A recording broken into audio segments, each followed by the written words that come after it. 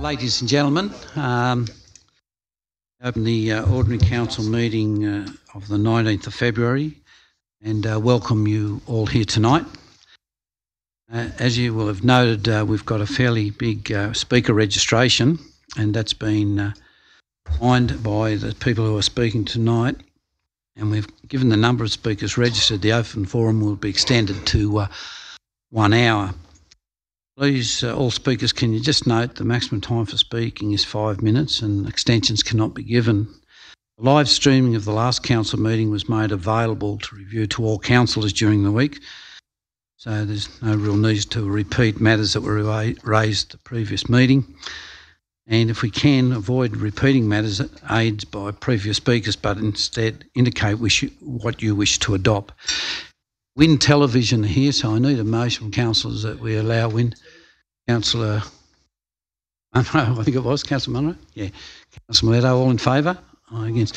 Can I just ask folk in the audience too, just to be mindful of your phones, if you can turn them off or on to vibrate or whatever it may be, so it doesn't disturb the actual meeting. And if you get a call, can you just wander outside?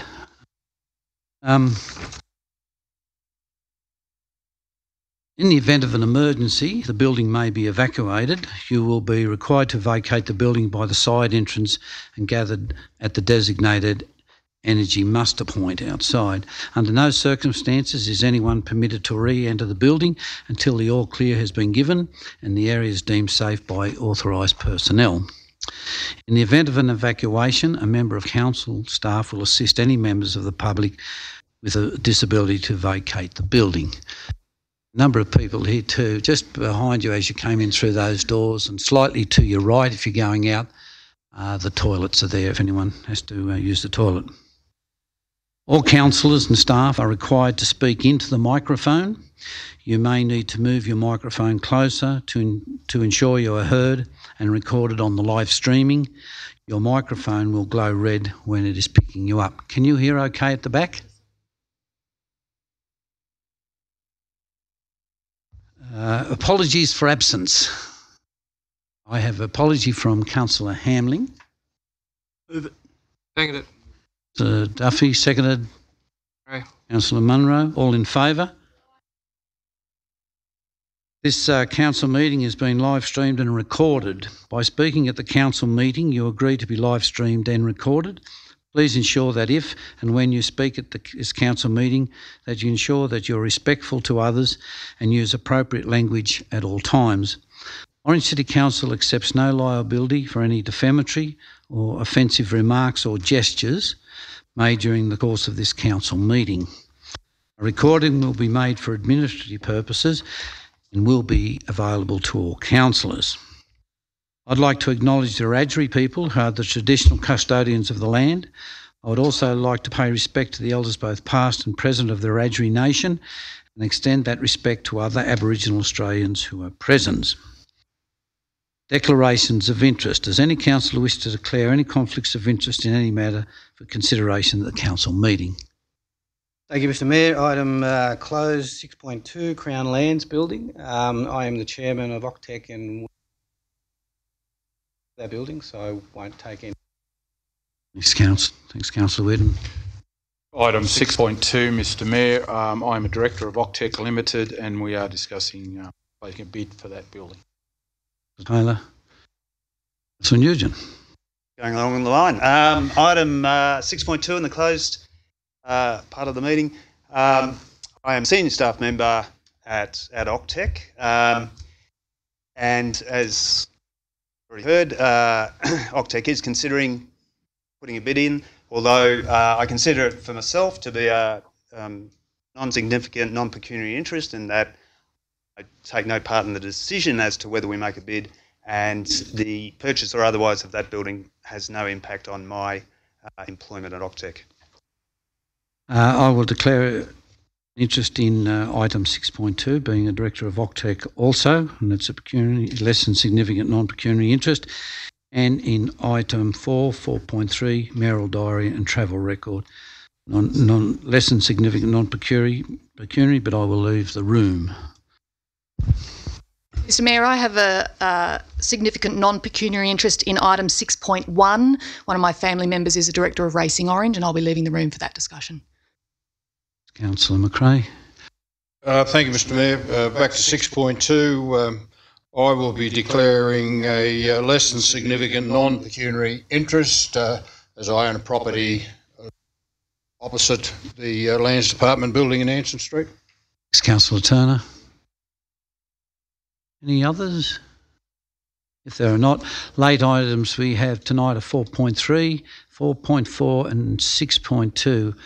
Closed Crown Land Building Foreshadowed Motion Subdivision 20 George Wiley Place and Notice of Motion Mayoral Diary and Travel Records. There are no mayoral minutes. I'll adjourn the council Councillor. Thank you, Mr Mayor. Just going back to the declarations of pecuniary interest. Yep. There are 5. Does that give us a quorum to actually... No, it won't. So where does that leave us then? I'm sorry, I understood that Russell's was not significant. And as was mine. Nugent, so there's 2 They're both that... staying in? Yeah, there's to be 3 Thank of you. us out of the room. The council meeting now adjourns for the conduct of the open forum. And our first speaker will be Wendy Mason. Thank you, Wendy.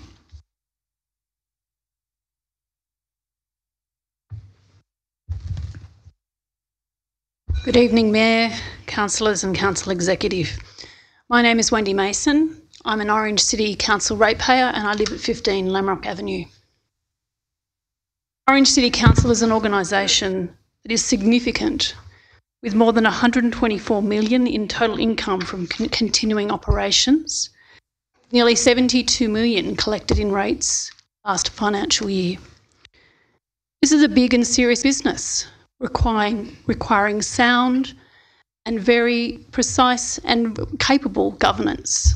And that's what I'd like to really talk about tonight. After watching the council meeting from Tuesday the 12th of February on YouTube, I feel compelled to speak about the behaviour of some councillors at that meeting who did not seem to fully appreciate the important decision-making role they have been elected to undertake. The rescission motion is on the agenda tonight because some councillors said at their last meeting they were not prepared for the meeting, and instead of fulfilling their roles as councillors and making a decision on a matter before them, put their own personal interests first. The reality is that councillors are required to make planning decisions, and some of those decisions are difficult. That's why there's a process. That approval process is critical, along with the councillor's capability to fully appreciate the expert advice provided by council staff members. At the last meeting, some councillors said they did not want to vote on the items concerning the Domestic Violence Centre, as they did not want people to think they advocated domestic violence by voting against the agenda item. They were clearly briefed enough on the matter to decide that they didn't want it to be approved, and instead of actually making that decision, walked out of the chamber, did so in a matter to completely disrupt the council meeting and make a mockery of the approval process. It's this mockery of the approval process that I find most objectionable. At this meeting, I believe there are a number of breaches of the council's code of conduct by those who left the room. In particular, clause 3.4, which provides councillors must consider issues consistently, promptly and fairly. Clause 3.5, which provides councillors must take all relevant facts known to you or that you should be reasonably aware of into consideration and have regard to the particular merits of each case, and must not take irrelevant matters or circumstances into consideration when making decisions. Clause 3.7, which provides councillors must ensure that development decisions are properly made and that parties involved in the development process are dealt with fairly. Clause 7.6, which requires councillors to properly examine and consider all the information provided to them relating to matters that they are dealing with to enable them to make decisions on the matter in accordance with councillors' charter. Councillors choose to stand as candidates knowing what is required of them. If councillors don't or won't do what the job requires, they should step down and let members of the community who will take the role seriously stand instead. I will say it was obvious that the majority of councillors at the meeting managed to attend the pre-briefing sessions for councillors. They managed to consult with relevant persons to ensure they were fully informed. They had read and reread their papers. They had corresponded. They had done their due diligence and came prepared for the meeting, and that's really commendable. That's what good governance is actually all about. So it's not the majority that we're talking about here, but there's been some serious breaches, I believe, against the Code of Conduct.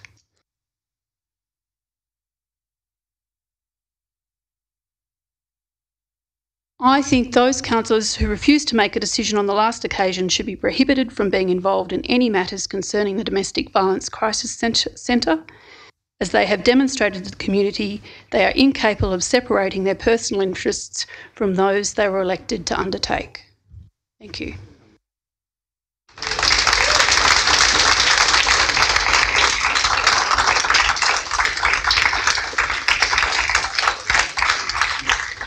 Just remind everyone, it's not a competition really about who's the best speaker or either way. I think it's difficult for everybody in this room. I think the important part about democracy is listening to alternate views, making a decision on that. So if you can refrain from, I don't think we need cheering and clapping. I don't think that's what it's all about. Keith Logan. Kath Logan, sorry. Should have put my glasses on.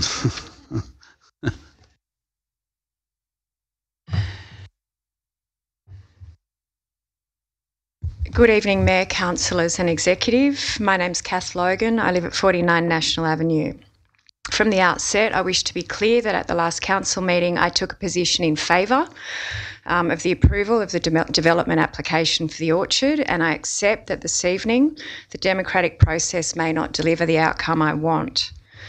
I commend and thank all the councillors who came to the last council meeting prepared to make an informed decision and to vote on all matters on the agenda. However, there have been serious flaws in the application of the democratic process to this planning matter that have led us to a rescission motion this evening. Part of standing for council is committing to represent the community in its entirety, and it's reasonable for ratepayers to expect councillors who are paid nearly $20,000 a year to read their papers before meetings.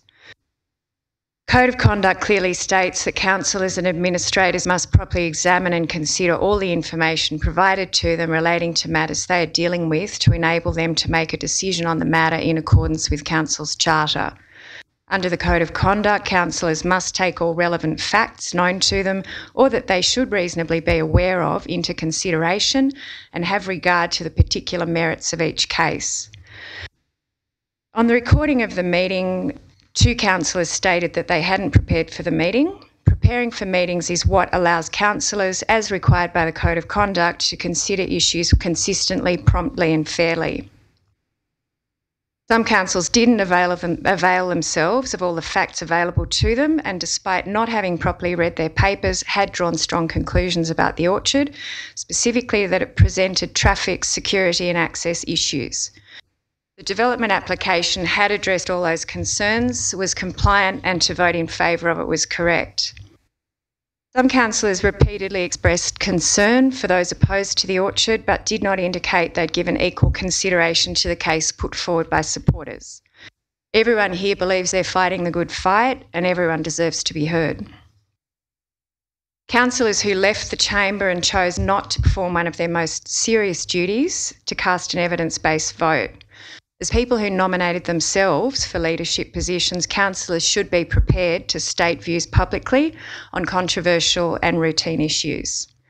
The bulk of the last council meeting centred on councillors who hadn't availed themselves of all the evidence, asking for 2 more weeks to gather evidence.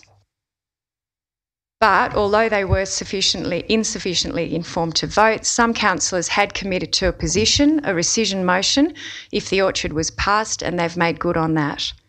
During the last council meeting, the recording shows behaviour that appears intended to impede or disrupt the consideration of this matter, and that is an extremely serious problem. When the Code of Conduct and other guidelines aren't held in the highest regard, it is a loss to all of us. It degrades the planning decision-making process and leads to poorly considered decisions. Devalues everything hardworking, diligent councillors bring to the table every time they attend a council meeting on our behalf, and it devalues the professional input and guidance from council staff. On that note, the casual way in which council staff's skills and motives were, on a number of occasions, called into question on the public record was unacceptable. The recording shows offhand implications that staff had on previous occasions, misinformed councillors, had not fulfilled due diligence, and neglected proper process by pushing things through. Orange City Council staff are professional people who are qualified properly to give opinions on council matters, and if there are problems with a person's delivery or performance, a public forum is not the place to resolve it. Meeting chairs need to be much stricter with councillors who undermine council staff. As I stated at the beginning, I've taken a position in favour of approval of the development application for the orchard, and I accept that this evening the democratic process may not deliver the outcome I want. However, I don't accept the council that represents me appearing to condone behaviour that's intended to impede or disrupt consideration of any matter. Thank you. Mr. David Fisher.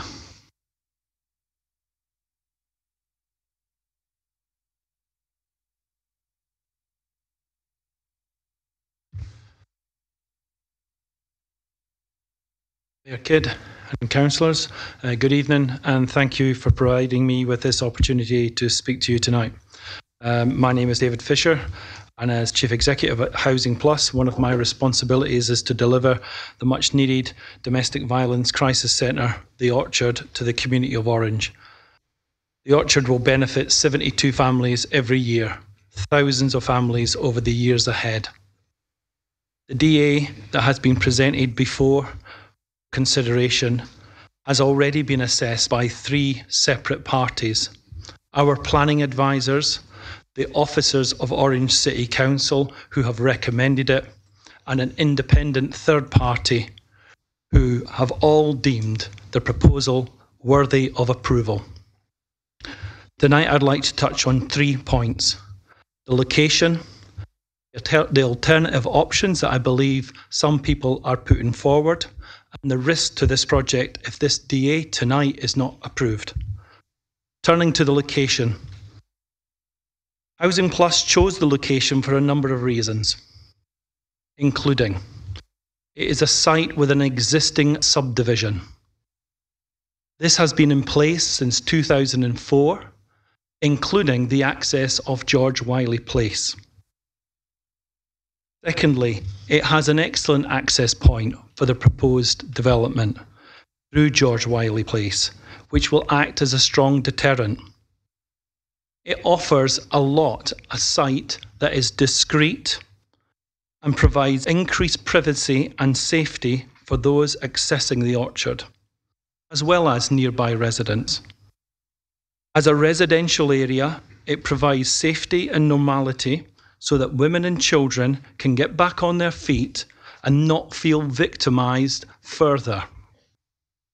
It provides enough space for other houses to be built around it, to provide a natural barrier between the orchard and existing residents. In summary, the location is an ideal one that provides a safe, normal, integrated residential development within an existing community. There has been some suggestion of alternative accesses to the site. And I must admit, when I've met residents at George Wiley Place, the proposal of an alternative point kind of makes sense. But when we've looked at it further and we've taken advice from our advisors and we've considered the implications of this, we believe and we stand by the original DA because there's a number of significant problems with alternative options, and I'll go through them now. The first is, every one of them will create a small, isolated community bounded by the NDR and Escote Way with fences all the way around it. That's not a very healthy community for West Orange. An alternative access road from either the NDR or Escote Way will not provide the same integrated community and residential environment that avoids stigmatising the victims of domestic family violence. It won't create the same safety and security that the proposal already provides. It will isolate women and children from their neighbours and the wider community. In particular, the NDR, from the options I've seen, provides no pathway. Children couldn't walk to school, not just residents at the orchard, but anybody living there. The single point of access of all the major roads will not provide the same deterrence as George Wiley Place. And finally, any access point off the NDR or Escote Way will obviously create a whole new range of traffic risks for all the traffic users on the NDR and Escote Way on a daily basis. So what happens if the DA is not supported tonight? We have genuine concerns that we will never have a domestic family violence centre in Orange. Many have waited for this for over 30 years. A new DA will raise new objections and new objectors, some of which have already been flagged tonight and in lots of the correspondence that I've been dealing with. Fisher, you've got 5 seconds. As I previously stated, the federal government funding we have received has to be spent by December 2019. I have a letter that I can share from our representative, Andrew G. Thank you. The next speaker is Julie Proctor.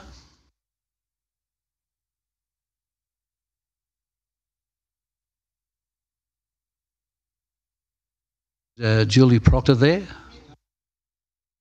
All right.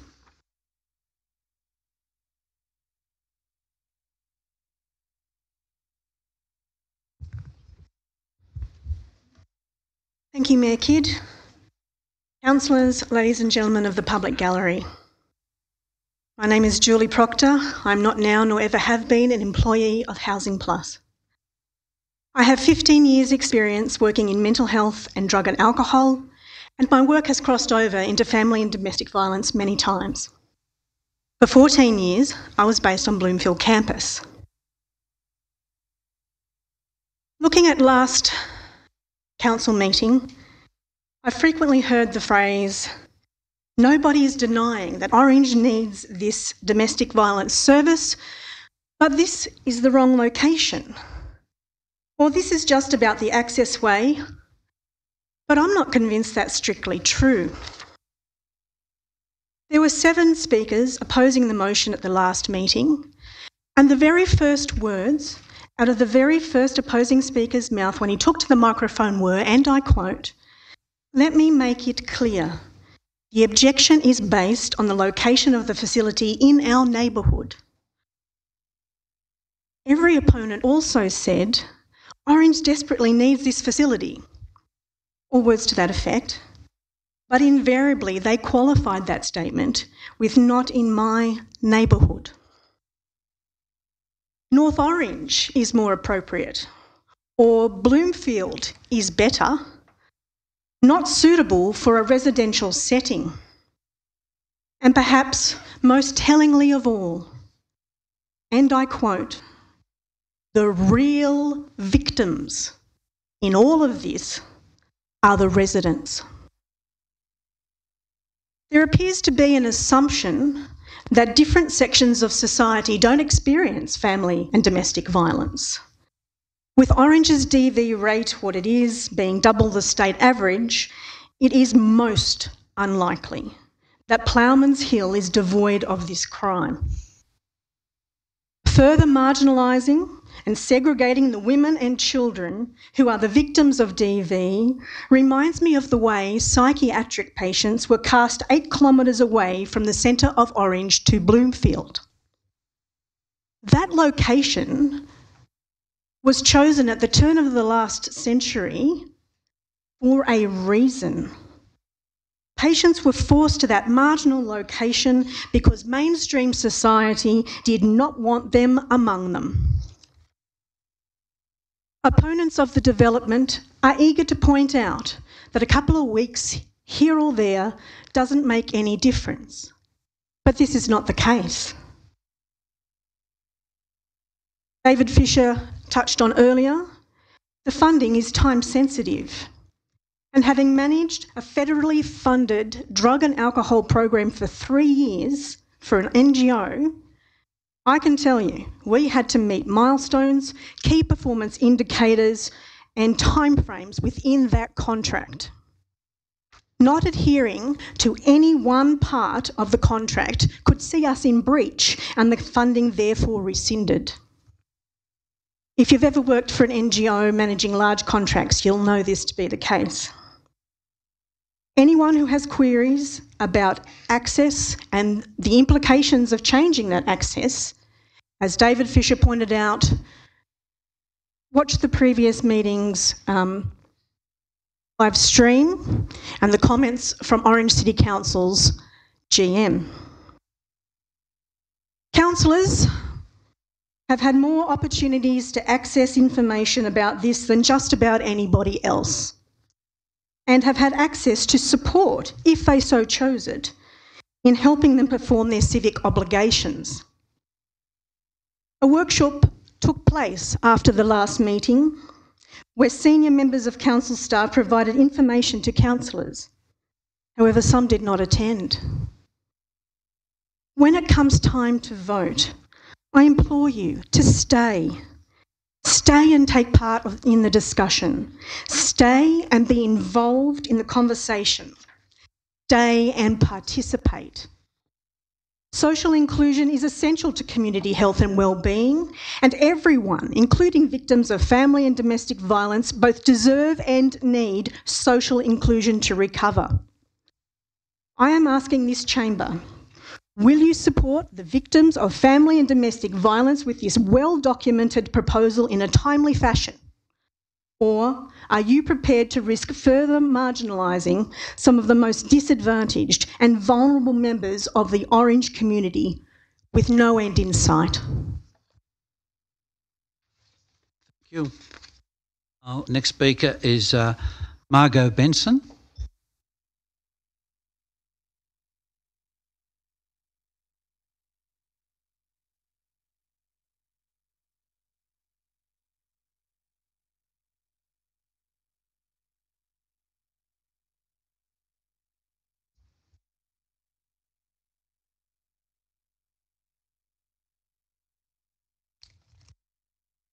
Good evening, Mayor, councillors and executives.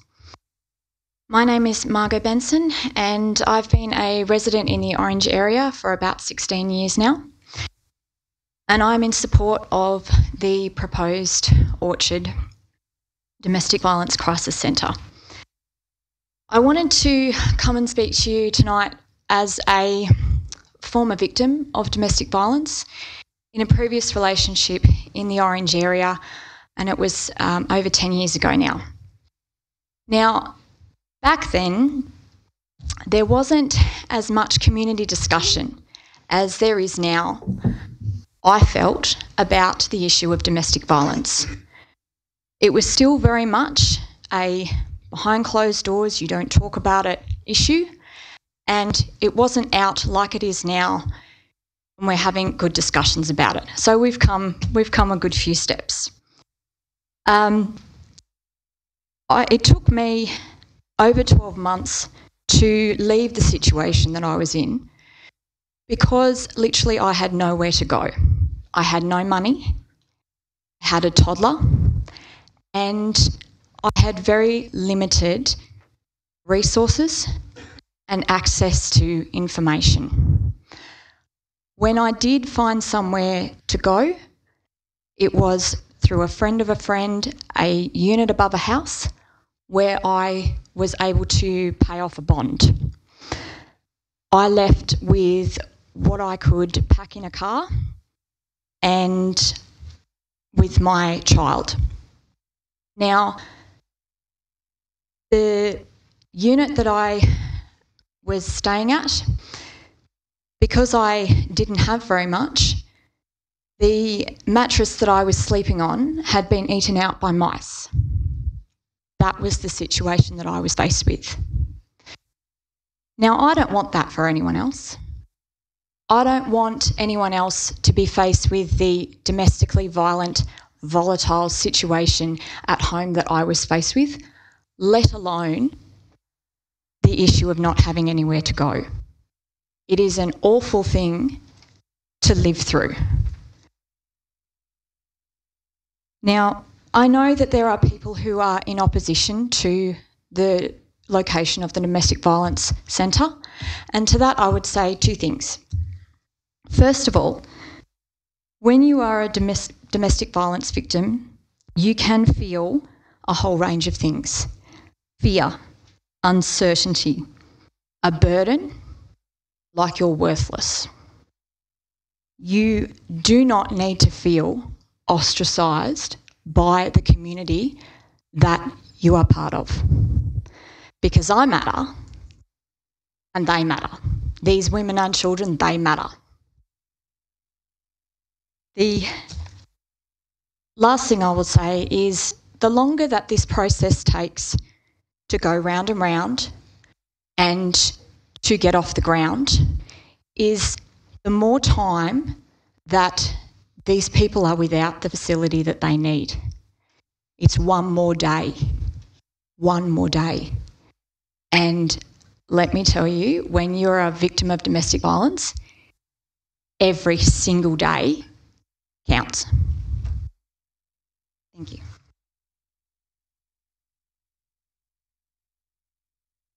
Our next speaker is Lorian Gins.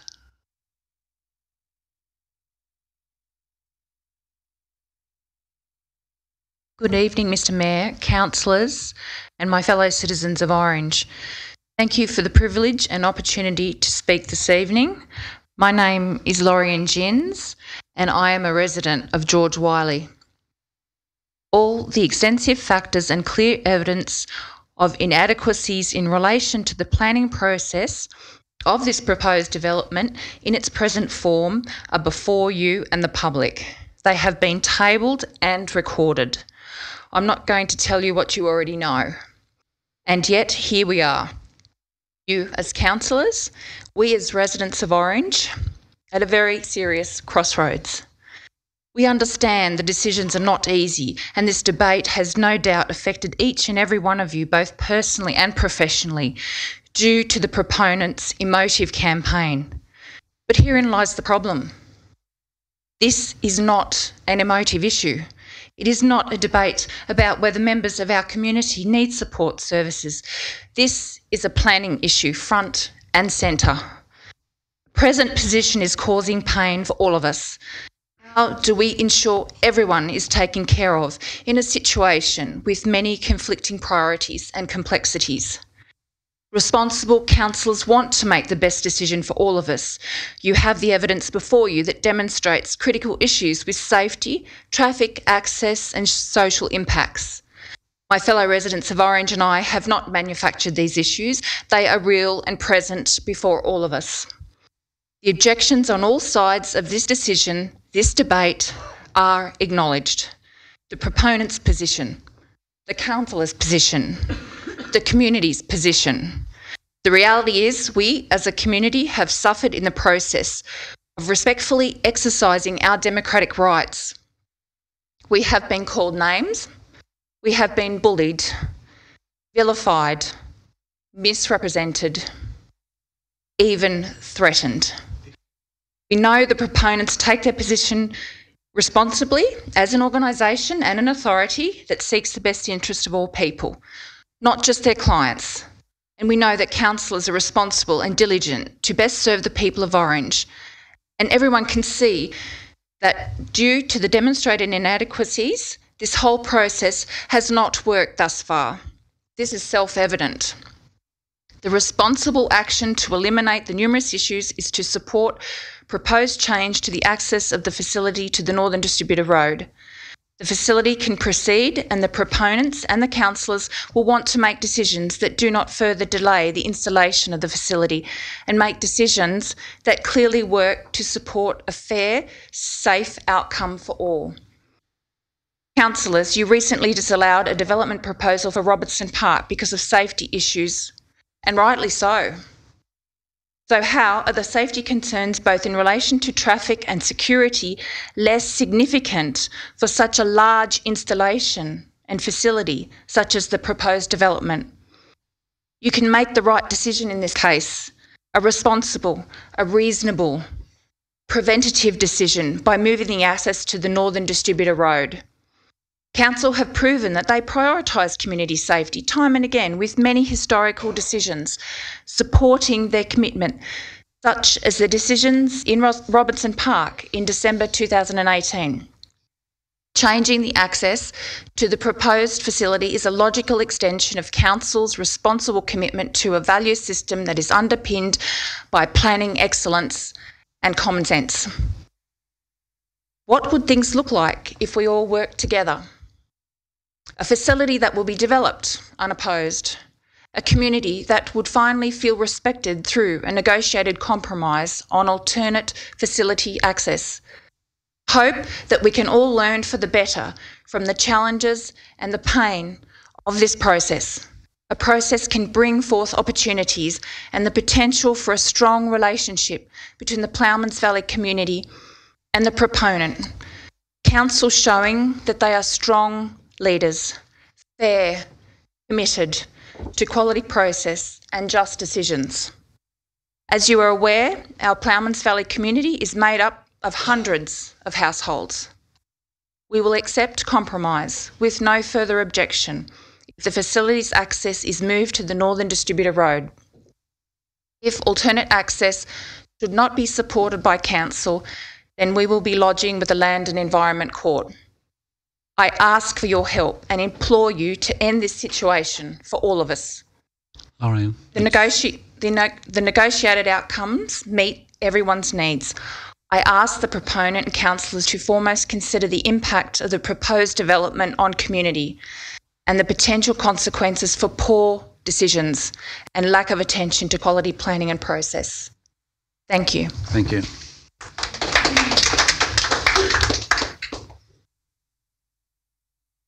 Our next speaker is Lara Cotter.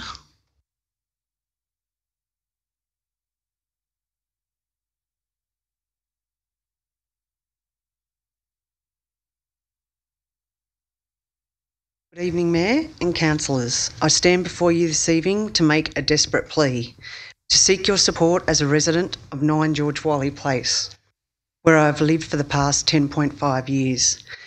It was a quiet residential cul-de-sac on the edge of town, but now unfortunately the publicised Ploughmans Hill estate. Never in my wildest dreams did I think it possible that an approval would be given to a group home, transitional community facility and hostel to be placed in our residential area. How does anyone suggest that the main entrance to such a large community facility would be accessible only through a residential cul-de-sac? Yes, Orange has twice the state average of domestic violence incidences. Yes, emergency housing for anyone escaping domestic violence is needed, but not without consulting the main people affected, we the residents of George Wiley Place and our community living in Ploughmans Hill Estate. We deserve to be consulted, our objections reviewed, and this DA held back for further consultation with the people most affected. Again, our objections are the social impacts on our community, the families and children in our street and surrounding areas. Failure of ignoring the high risk assessment from the New South Wales Police Commission, which recommends modification or refusal. The failed security measures do not consider residents in George Wiley Place and our neighbourhood outside of the group home, transitional community facility and hostel. They do not consider the potential future residents of the subdivision if anyone was to purchase these blocks in and around the orchard. Both DAs for the orchard and the subdivision are again misleading, and there was no consultation with no assessment. The minimal assessment of traffic into George Wiley Place is no indication of the dangerous and difficult traffic conditions foreseeable into the future with the entrance to the orchard in George Wiley Place. A group home already exists in our cul-de-sac, directly across the road from my home. We didn't object to it being established at the time, but are very aware of the extra traffic, noise and congestion it brings to George Wiley Place. The current zoning does not permit the building of multi-dwelling housing.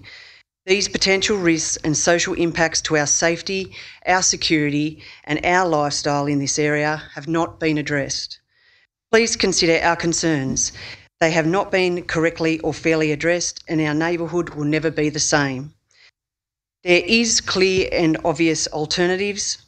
Our original objections state these, and again, they have been brought to your attention this evening. The DAs in question need to be reviewed. The entrance is not suitable. We were not consulted. We were not even informed. Should our concerns not be considered tonight, together with the Ploughman's Hill Community Group, I am prepared to take this fight to the Land and Environment Court. Thank you. Thank you, Lauren.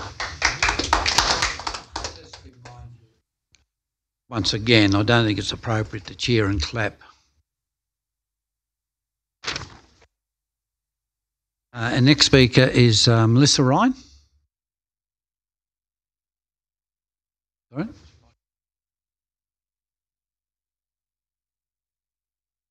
Brett Ryan.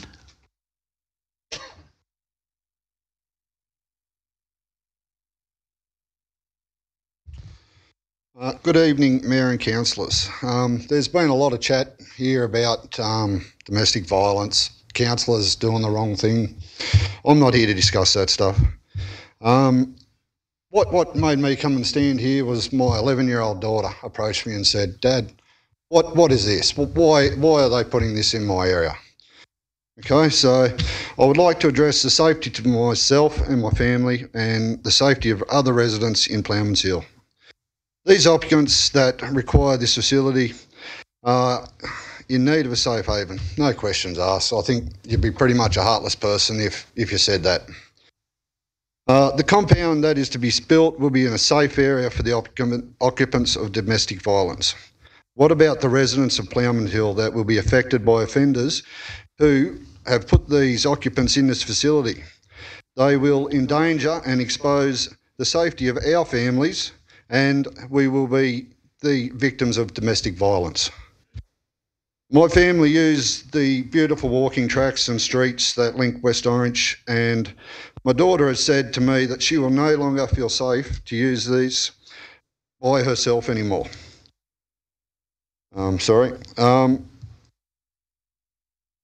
This is affecting more people than domestic violence, okay? I don't know if any of you do walk that track. I do every now and again. My wife drags me out to go for a walk. There are a lot of people, a lot of women that use that area, and it would really hurt me, and I'm sure most of you guys here would feel that if some domestic violent person attacked one of them people down near that underpass. It can be a very dangerous area. As one of the original members of Ploughman Hill, I've seen change in our beautiful neighbourhood already from this domestic violence centre. Some of the elderly members of our neighbourhood have approached my wife and I and feel unsafe in their own homes. Some have even had to go to the great expense of installing security measures, which for the last 13 years that I've been there hasn't been needed at all. If this domestic violence centre was built in another area of our beautiful town on vacant land, people would have a choice of living in that area or not. My main thing that I see it, if there was a 5-star building put down there, we would still be objecting that it is not in the right place in our beautiful town. So thank you for your time. Thank you.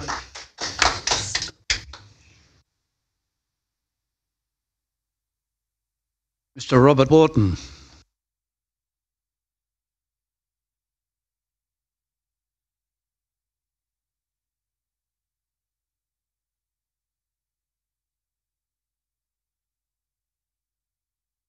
Mr Mayor, councillors, everything that I was going to say tonight has already been covered, so I won't continue just repeating it all over again. But I know you fully understand the problems that we're experiencing in our areas, and the way things are, we feel as if we've certainly been let down by some members of the council. But I'd also like to take this opportunity now to thank the councillors that have made time to come and see us and listen to our, not complaints, but our worries that we have. And so I'll leave it there, otherwise I'm just covering what we've already heard. Thank you. Thanks, Rob. Our next speaker is Trevor Thompson.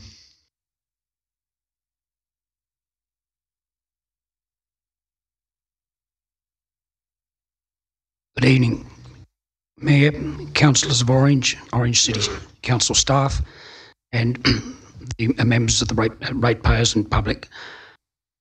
A number of my points have already been addressed by previous speakers, so I won't dwell upon them. I am very much in favour of a facility that will assist our members of the community that are affected by domestic violence. But I would like to raise a couple of points that may flow from this facility being established.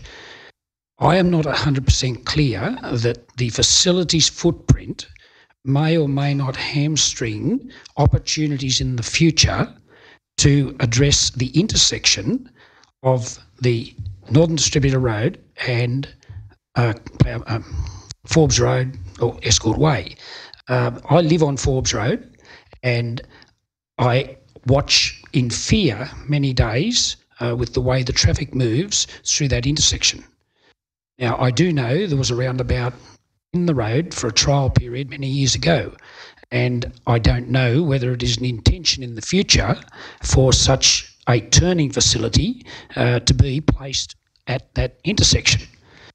But I would not like to see options that are pushed one way or another by a footprint that extends into where a roundabout could possibly go.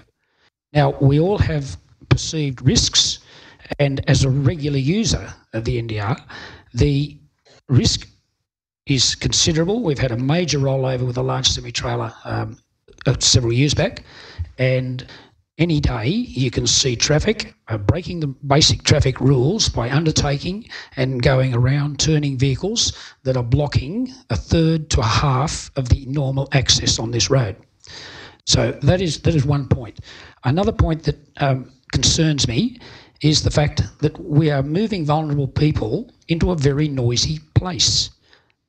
I live on Forbes Road intersection, and the Joey brakes on the trucks will wake me up at night, and I can sleep through an artillery barrage on most days. So if you have fragile women and children very, very close without adequate bunding and soundproofing, I would find it disconcerting if I just moved there and I'm awake half the night. And lastly, the distance from the facility to medical facilities. There are very few places in Orange that are any further from the Orange base or the Orange Hospital or Orange Health Facility than that location. So it does make for often, in emergency care, high-speed vehicular movements to get people in a reasonable period of time into medical care. I guess the one thing that overall concerns me most is the likelihood of legal action. We will be placing every member in this room in an invidious position. Members of council, staff, ratepayers being dragged through the legal process should there be legal action that may bring discredit to someone that is not necessarily welcome. So at this stage, I would just plea for people to be compassionate, very reasoned in the process of making a decision. I would like to see some time being devoted to the making of a fair and reasonable decision, whether it's regarded as access or safety concerns of this facility, so that we can avoid legal action, having the shock jocks crawl all over Orange television and this is supposed to be a relatively secret facility. So I'm a little bit lost as to what's going to happen should publication of the whole matter get a bit out of hand. Thank you. Thank you. Next speaker is Amanda McMillan.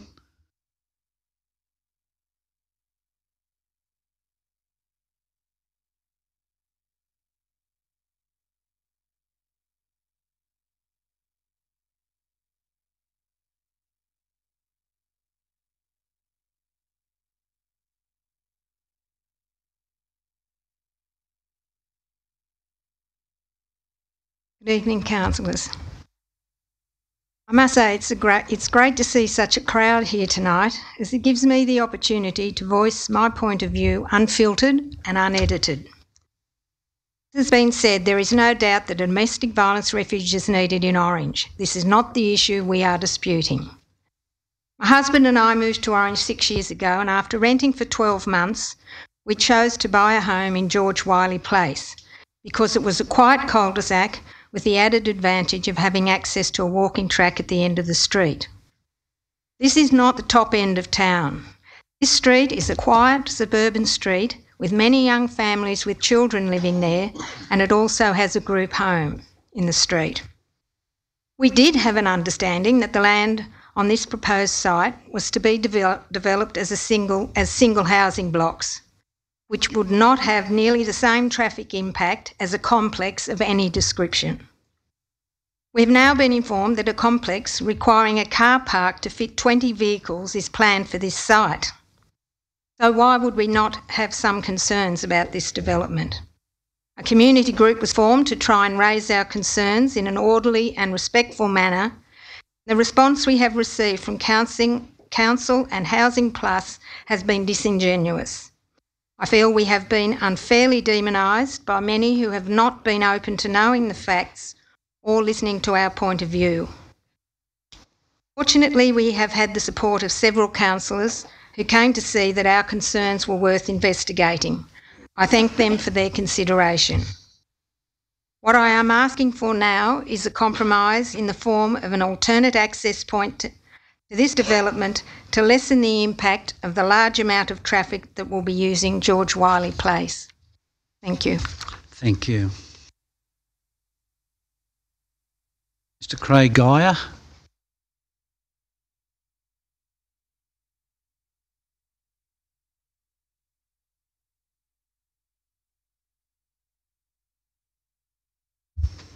Dear councillors, my name is Craig Geyer. I live at 32 George Wiley Place. I'm objecting to the subdivision in its current form. I object to the allotment layout with access off George Wiley Place to assert the proposed allotment of 5,000 square metres, the traffic that it will generate from this facility. Currently, if you took the currently we have 32 homes in the street, which is over and above the size of the streets, over and above the subdivision policy document for the amount of traffic. And the DCP with the added allotment of 8 allotments would generate an additional 25% above what we have currently. This proposed development, just analysing with the 20 car parks, would actually increase our traffic generation by over 43%. With the access being moved off to the NDR, the increased traffic issues, including the non-compliance with the subdivision policy, are no longer relevant to George Wiley Place. In the planning report on page 43, under the heading Proposed Lot 204 could be utilised for multi-purpose housing, is contrary to neighbourhood character.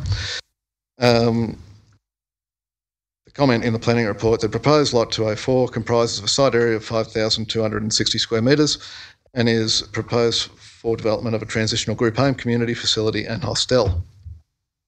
Should this development not proceed further, subdivision of Lot 204 may result in order to maximise development opportunities for this site. Multi-dwelling housing is not permitted in the R2 zone. During the course of your discussions, councillors, this evening, can we have clarification on why the domestic violence crisis facility has been deemed permissible, as it is clearly a multi-dwelling development, 6 dwellings separated from the main domestic violence crisis facility building, and this is stated there is not permissible in the R2 zone. The next item on page 44 was the pathway between lots 121 and 122 George Wiley Place. Now, the pathway between lot 121 and 122 George Wiley Place should provide linkages to public open space. Comment in the planning report states the concrete pathway provides overland stormwater flow path. The council's development engineer has included a condition in the DA that the pathway be closed. If the subdivision is to change to give access from the NDR, can this path remain open and be extended behind lot 208, as this zone would be an easement anyway over lot 208? This would then give the victims a connection to George Wiley Place and the greater community that Housing Plus are wanting to achieve, be it only via pedestrian access. This would raise, of course, security issues regarding predators to seek out their victims. This and would suggest that the security surveillance system be extended, cover this walkway. Under Council's current proposal to close this walkway, wouldn't this then create a possible hiding place for perpetrators seeking their victims, and what maintenance, etc., will be carried out on this now closed pathway? With regard to the residential allotments of the subdivision, will they be constrained by the same covenants that were imposed on the existing allotments? We had a covenant that said we had to build a house of a minimum size of 250 square metres of living and different construction types and so forth. Again, what we're trying to get at as residents of George Wiley Place, we're not worried. You've got about 10 seconds, Mark. Okay. Our concerns of security are about the perpetrators coming to that facility, being denied access, and then lashing out on us. Thank you. Thank you, Craig. Next speaker is Christopher Isles, is it? Sorry.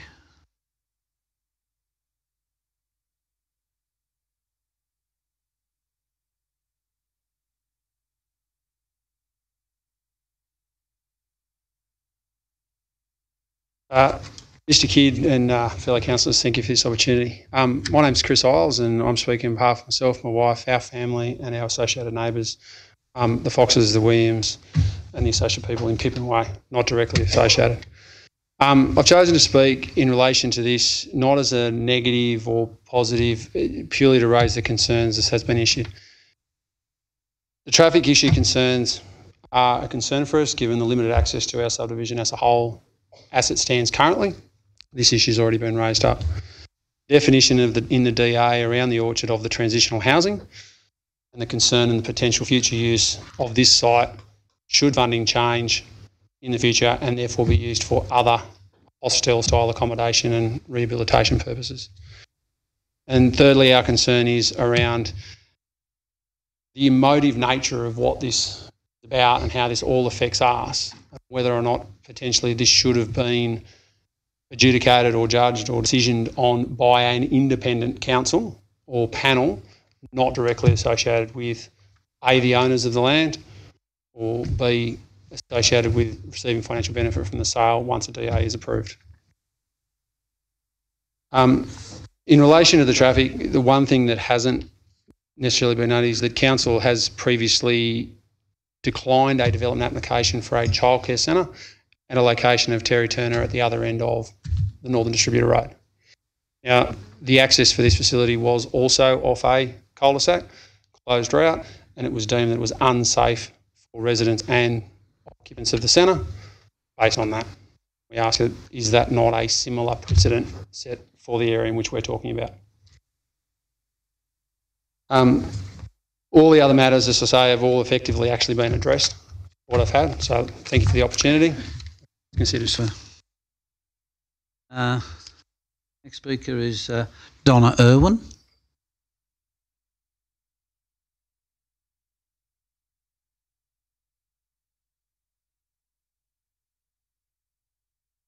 Good evening, Mayor and councillors. I'd like to say that I'm not opposing the Domestic Violence Crisis Centre. I'm opposing access off George Wiley Place. I live at number 2 George Wiley Place, which is right on the corner. George Wiley Place is unsuitable to access this facility. Firstly, there are issues of traffic. The street is often lined with cars, which make this a single-lane street. This in itself is dangerous enough.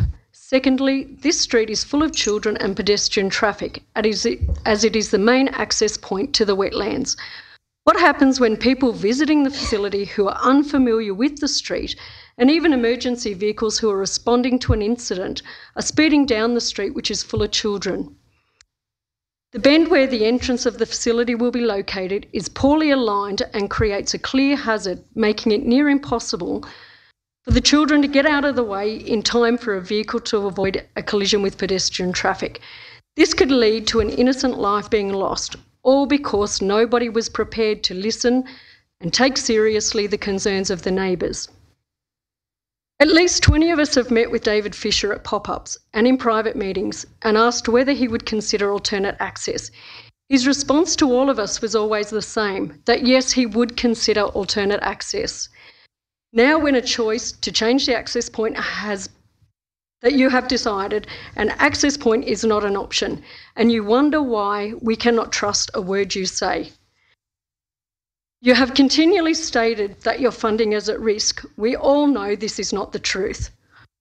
A phone call to the department and a letter of variation to explain the situation is all it would take to get the wheels in motion to vary the funding agreement. But you would know this because Housing Plus have successfully applied and received an extension to their funding twice. It's ridiculous to think that a government in an election cycle is going to take away funding to support domestic violence victims. I see this as nothing but emotional blackmail trying to force a quick decision by council. Councillors, thank you to those who have supported us and have listened to our concerns, which have led to this rescission motion being voted on tonight. To those councillors that choose not to support the rescission motion, I would question why you have made this choice. Councillor McRae, you have stated in an email to me that you could not talk on the phone about domestic violence as it's a personal issue for you. I only hope you can vote without letting this personal experience influence your vote. Donna, can I just be very, very careful? I've got the proof. I've got the email. So, there's no need to attack the person. I'm not. Many councillors have spoken about their vote being on what is permissible. Why is it then that on the 18th of December 2018, during a debate regarding the public toilets in Robinson Park, a councillor stated that her decision would be based on gut? She stated she could not vote and approve a facility that she would not feel safe using it. Why then can you make that decision based on gut when it suits you? Donna, I'll just remind you again, by implication, there's one female councillor. Okay, a councillor. Donna, when it comes to why can't the concerns of George Wiley Place residents and the safety of those residents be given the same? Now, it appears that council are rushing this decision through on the word of Housing Plus and their funding is in jeopardy. This is not how decisions should be made. Councillors have a responsibility to all ratepayers to consider the facts before making a decision. I'm sure if this development was not for a domestic violence crisis centre on land that is to be built or to be gifted or sold to the proponent by council, the decision process would be much different. Motherhood statements regarding safety and traffic should not be viewed as acceptable and certainly wouldn't be if the applicant was anyone else. Despite the clearly flawed and inadequate inadequate assessment process, we as the impacted community have been open to accepting the facility in its proposed location, if only that the simple amendment to the point of access was made. This is clearly within the capability of both Council and Housing Plus and represents a far more and reasonable development than the one that is currently before you. Donna, your time's up. Give you 10 seconds. Okay. I did get interrupted quite a few times. Donna, I just said that you can go again. Okay. I stand united with my fellow residents in pursuing our options through the Land and Environment Court. This is not our preferred option, but we have received advice to suggest that our claim has merit, which could see the refusal of the proposal in its entirety. If nothing else, this will delay the construction of the orchard by several months, if not years. Thank you. Thank you, Donna. Mr. Piggott, can you take a seat, please?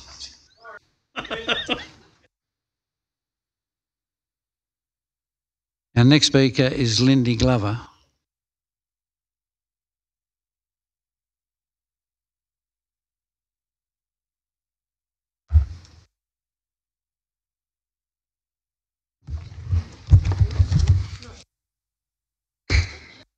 I'm Lindy Glover, and thank you for the opportunity to speak to this rescission motion. Firstly, I'd like to say how disappointed I am at how divisive this proposal has left our greater community of Orange. The emotive issue of whether or not the centre is needed was never in question. And despite other speakers tonight to make that sound hollow, none of us question it.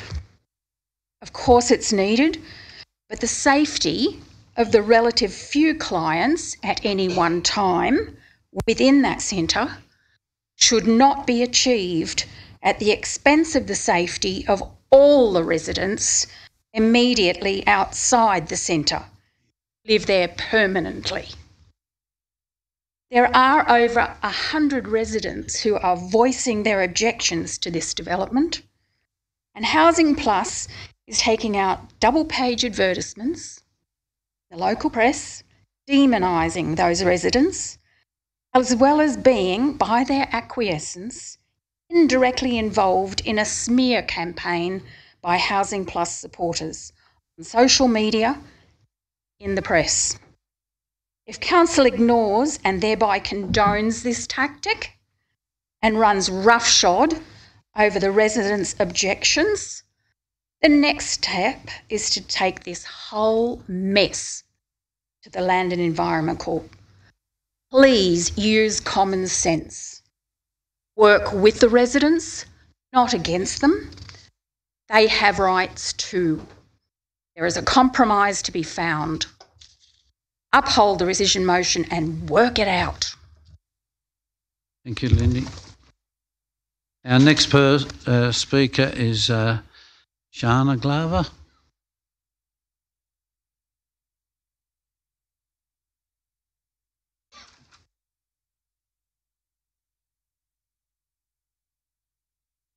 Mr. Mayor and councillors and executive. My name is Shana Glover and I'm a resident of Ploughman's Hill. I'd like to start again by advocating for domestic violence victims by expressing my unequivocal support for the Orchard facility in concept.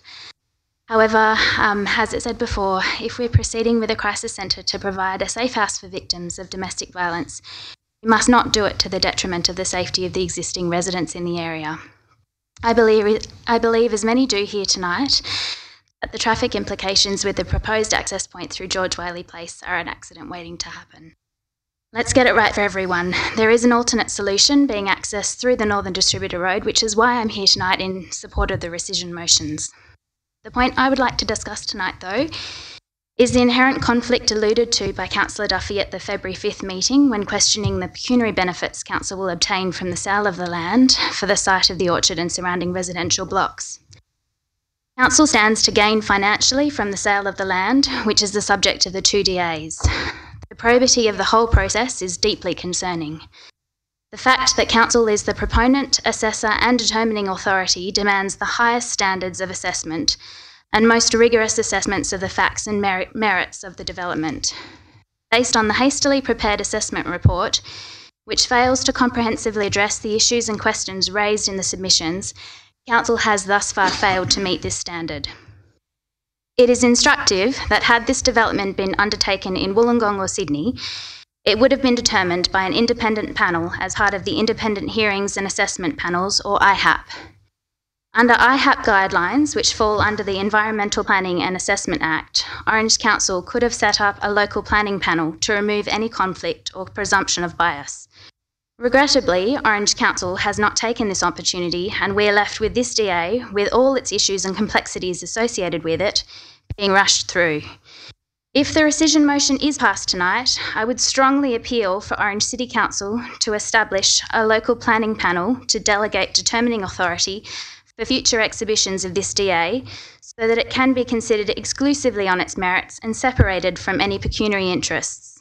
I would also propose that it be mandatory for all future DAs where land ownership is held by council or council stands to gain financially from the DA be handled in a similar vein. It is imperative that there be a separation of delegation authority from financial advancement in these matters, and the public needs assurance that council absolves itself from any conscious or unconscious bias when making these decisions. Time. Thank you.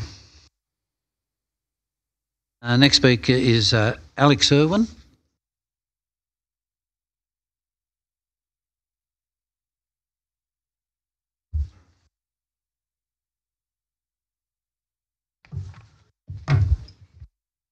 Good evening, councillors, ladies and gentlemen. I am objecting to both the development applications and I guess supporting the rescission motion in the current form that the DAs are taking. Since we were first notified of the proposed developments back in late December, we've only really wanted to understand what the nature of the development was and what the impacts of that development would be on us. Sadly, rather than engage with us as important stakeholders in this development, Housing Plus has chosen to firstly ignore us, then dismiss us, and then ultimately try to discredit us through a targeted and frankly nasty media campaign.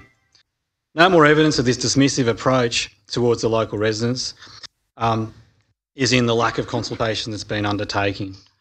In our meeting previously, there was claims that the consultation that was undertaken was adequate and effective.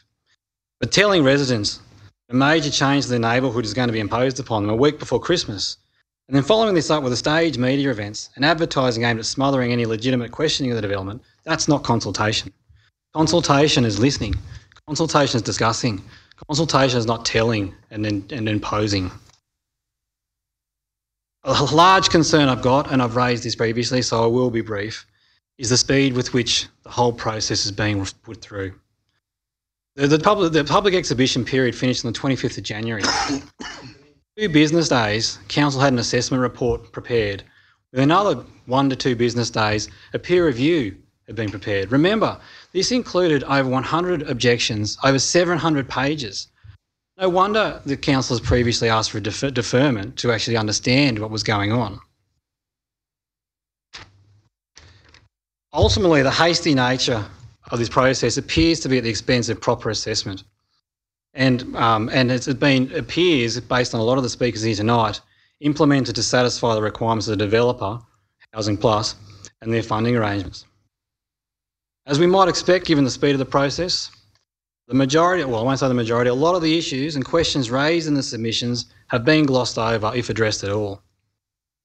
In the time permitting, I'd just like to highlight one matter in particular. I would remind Council that in order to comply with Section 4.15 of the EP&A Act, the Assessment and Determining Authority must evaluate the likely impacts of that development, including the social and economic impacts in the locality. It was raised in a number of submissions that no proper assessment of social impacts has been completed.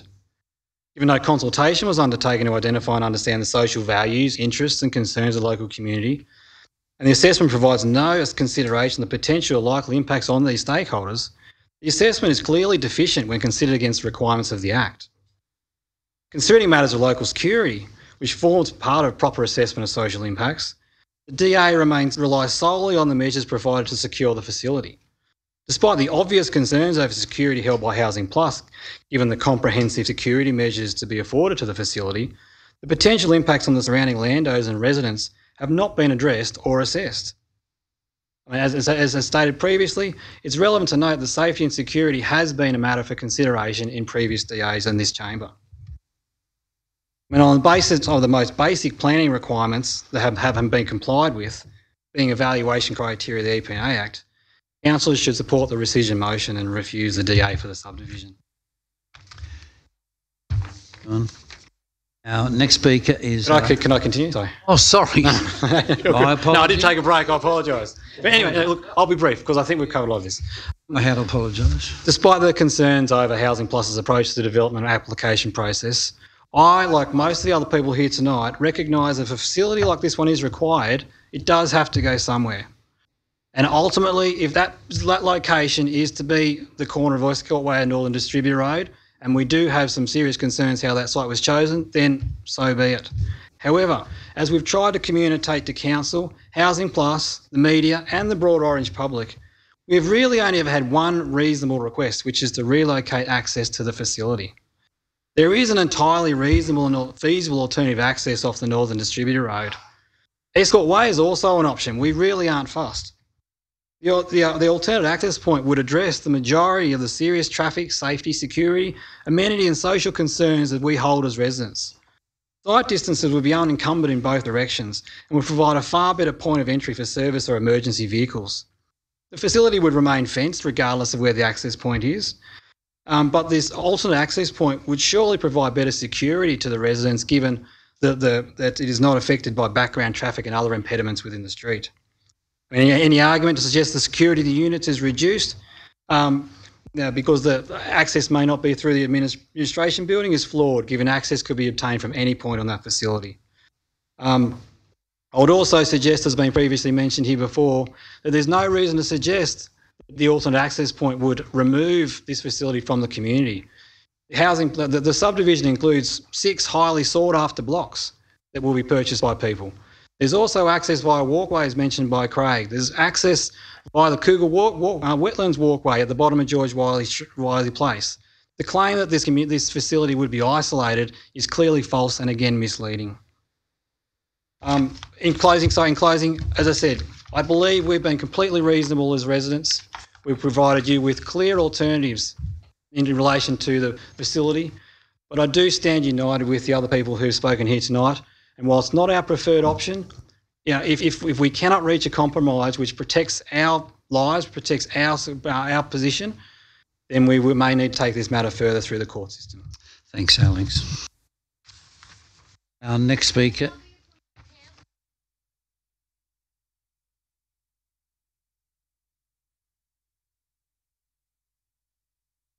Our next speaker is Lisa Collins. My name. Thanks, Lisa.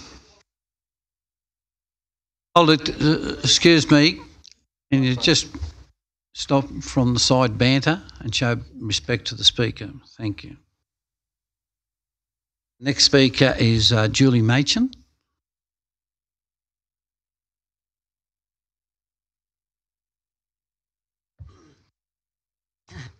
Unaccustomed as I am. Good evening, Mr. Mayor, councillors and interested. My name is Julie Machin. I will not go through the formalities as I think enough time has been wasted already. I live in the Escort Way and the traffic in poor old Forbes Road is becoming a little like Pitt Street at certain times of the day. Sorry, I'm a little gobsmacked at some of the ladies who have spoken in favour of the centre. Do they think the rest of us are all ignorant of the sadness and mental health of domestic violence? I think most have had dealings with bad things happening to family members. Domestic violence does happen to a number of men too, believe you me. I'm passionate about people getting a fair go, and I don't believe the families in George Wiley Place have had any consideration from either Housing Plus or the majority of councillors. This is simply because they were not given enough time before the DA was lodged with council, unlike the residents in Forbes Road, who have been able to make their views known before the DA is submitted. Council taken the word of David Fisher for a lot of queries that council should have investigated themselves before the DA was lodged. These families are ratepayers, and not one is against a family violence centre. It is the entrance that is on the table, not the need. Housing Plus are a commercial business, number ABN 831474, I hate numbers, 59461, and have not got the right to put a commercial building of that size in a residential area with only one entrance and exit off a little cul-de-sac with a very sharp turn. Justin Cotillo from Housing Plus, when asked, why did they not consider Bloomfield and Gosling Creek area? He stated that Bloomfield had a stigma. Personally, I feel that is an insult to that area.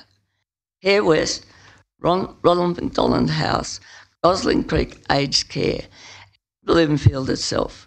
What an ancient view. I firmly believe this should be heard in the Land Environment Court if, and please note, if the wishes of residents of George Wiley Place are not taken into consideration by council tonight. I personally don't consider these families have had a fair go. Surely council are able to vote on their sympathetic feeling as the position of this family violence centre, and more importantly, its entrance off George Wiley Place. Thank you, and I hope you have listened with open hearts to the needs of your ratepayers and future leading citizens of Orange. Thank you. Thank you.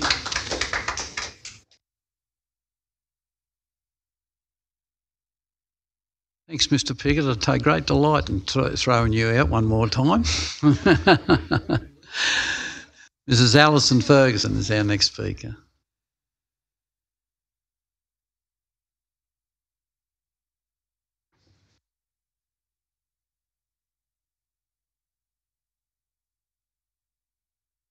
My name is Alison Ferguson and I live in Ploughman's Estate. Firstly, thank you for allowing me to express my democratic right and speak in support of the rescission motion against the two DAs before council tonight, the land in George Wiley by Orange City Council and the Domestic Violence Centre. As I stated, I'm a resident of the area where the proposed centre will be developed, and I feel that over the last couple of months, our concerns as residents and ratepayers have been swept away. The council and some councillors get swept up in the emotion of the facility. I'm not against protecting women and children or a domestic violence centre.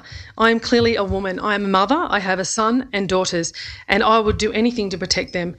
I have also had friends who have been directly impacted and victims of domestic violence themselves.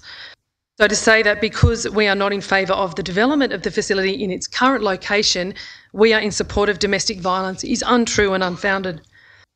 I would like to bring up the current DA and the access road. I know it has previously been spoken of. In a meeting held with David Fisher on February 4th at 2 p.m. in the Housing Plus offices, facilitated by and attended with Deputy Mayor Sam Romano, my husband and myself, Mr Fisher stated he would be happy to support a change to the access if brought forward by Orange City Council. Currently, the council DCP does show an entrance off the NDR, which was recorded since 2004, and with some modifications to that road would make for an easier access to the facility without disturbance to the current area. While the proposed entrance is clearly an unsafe entrance for the current residents and road users. We discussed an alternative of Escort Way, which would change the car park of the facility but not the buildings. The alternate access, which I believe was emailed to councillors yesterday, off the NDR, does not look to impede on the current buildings at all, and the entrance to the facility driveway is actually in the same position. If the facility is not going to generate that much traffic as Housing Plus have claimed, then this should not be so difficult. Yes, it will take a little time for Council to investigate, but feel it is the obligation of Orange City Council to exhaust all their options. While the development and infrastructure for the facility will be provided by Council, I don't understand why Housing Plus, who have claimed they are not developers, can dictate the entrance to such a development. Should Orange City Council have submitted their DA for this development not in conjunction with Housing Plus, then we may have been provided a more smooth transition than we currently have. This then brings up the sale or allocation of the land. In the same meeting with David Fisher, he stated Housing Plus do not own the land and were only made aware of the land late last year. I put to you in a response from Ian Greenham, emailed to my husband, that states Council resolved to sell the land to Housing Plus in 2016 for a nominal figure, and Housing Plus only require a portion of the land. Council will then sell off the remaining blocks. Where is the return of investment report for ratepayers? Fisher stated they don't own the land, but he did suggest that he expected Council to gift the land to them for the development. Where is the nominal fee and why the secrecy involved in such a considerable transaction using ratepayer funds? Once again, the lack of transparency of this entire deal is coming into question and may warrant further investigation by independent bodies. It is also my understanding that Housing Plus were offered land in another location, but for some reason turned it down. We have heard over and over why Housing Plus felt this was a good location, and some of those reasons, like safety and security, is why we all chose to live there. Also, in the same email my husband received from Mr Greenham, it mentions security. Mr Greenham somewhat addressed this issue, claiming that all areas in Orange are deemed high risk when a development is put in. He also compared it to a DA for a gelato shop within the CBD. I put to you that I would expect the CBD would have a higher crime risk rate naturally than its residential subdivision. A facility within this area that is deemed high risk seems beyond comprehension when currently I feel that our crime rates are quite low. What measures will be put in place for the surrounding community if there is a threat to one of the residents within the facility and that facility may have to go into lockdown? To the point of the funding deadlines, an email was received late this afternoon from Andrew G. He didn't say the funding would be cut, as Housing Plus will have you believe. He made reference to the Building Better Regions Fund program and the guidelines for extension of the fund. He referenced section 9.7 and clearly states they can be granted as long as these are applied for before the end of the original date of the grant and fit within the guidelines. And he stated that a ministerial decision would not be determined by the Department of Infrastructure, Regional Development and Cities. I emailed this letter to councillors prior to the meeting. I hope you've had a chance to peruse it. In conclusion, the lack of transparency by Orange City Council and Housing Plus has put into question the development process, and that by Council owning, developing and approving the two DAs have potentially put themselves at risk of a conflict of interest. Local council is there to represent the entire community. I implore Orange City Council and the councillors to put aside their bias and emotion and remain impartial and really investigate all the facts and opinions on what has now become quite a contentious topic. Your decision will not only affect those who may use the facility, but also the current residents of Plowman's estate. And please be advised that, as previously stated, we are ready, willing and able to take this further to the Land and Environment Court, which will only hold up the process. Thank you. Alison.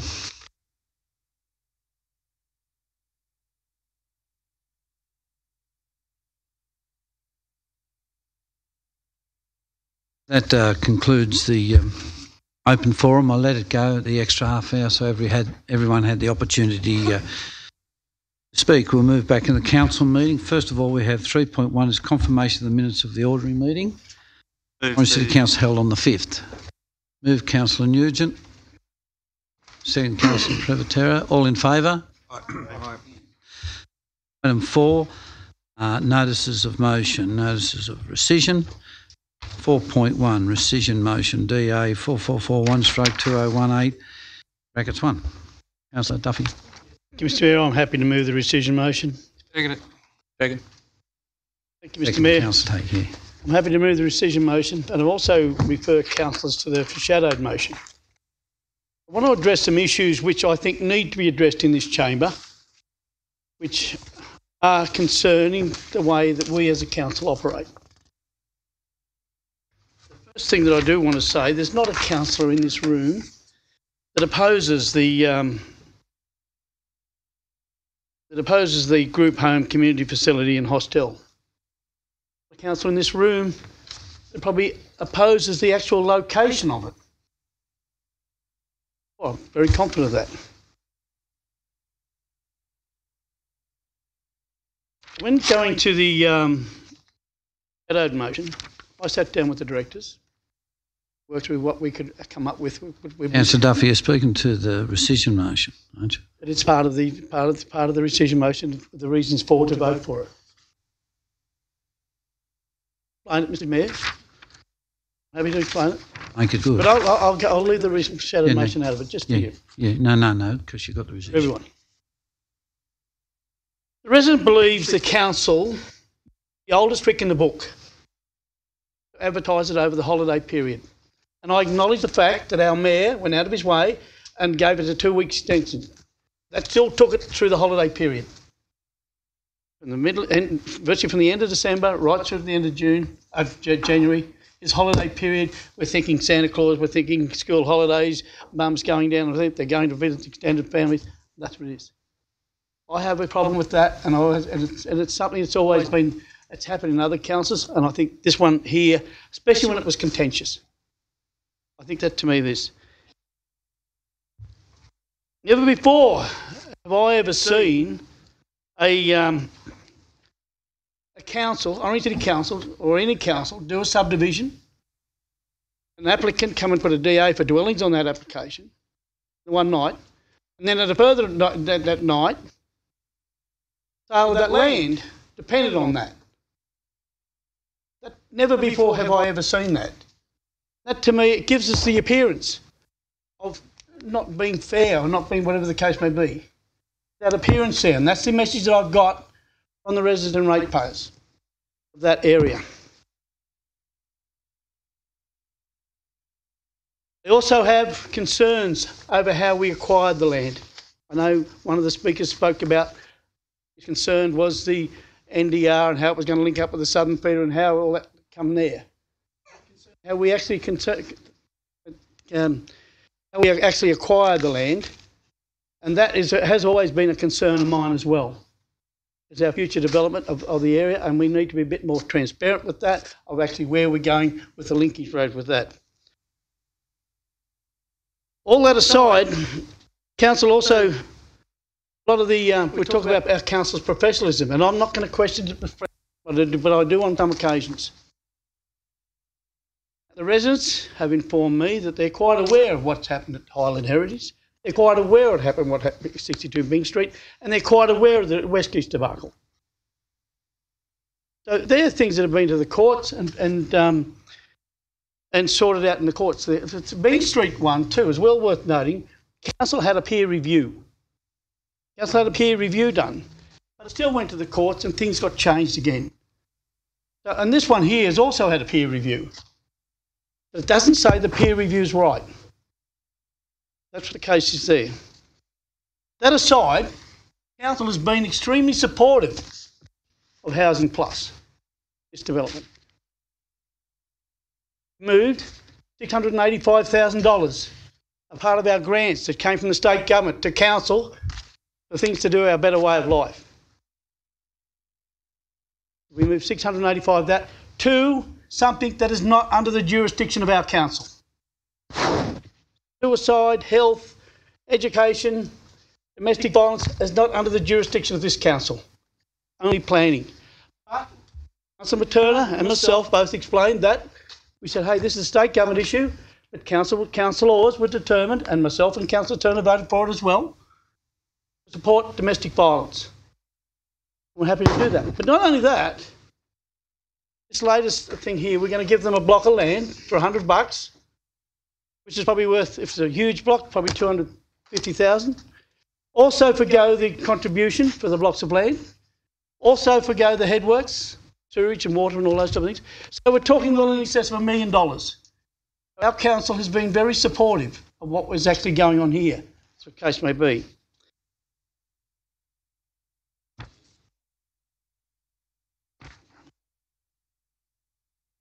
As I said before, as tragic what domestic violence is, and I'm lucky I haven't seen it. Just for a second, we need a move for an extension. Councillor, a seconder? Councillor McRae. All in favour? Councillor Munro, I should say, sorry. Flowers Valley residents are not objecting to the group home and community facility and hostel. Are not objecting to it. And I feel they've been victimised by the media. I feel they've been victimised by other people and saying, oh, how scandalous are you fellas? Yeah, you're just a NIMBY. It's not a matter of NIMBY. We've heard that here tonight. Most of them are quite happy to have it in their backyard, but they want the safety issues addressed. They want the issues of noise. They want the issue of traffic addressed. And those councillors, I congratulate Councillor Miletto and Councillor Nugent for turning up the other afternoon to that meeting the other night. And I can tell you at 7:30 when I left, there was two things that happened. One, there was a vote, and it was unanimous they're going to the Land Environment Court.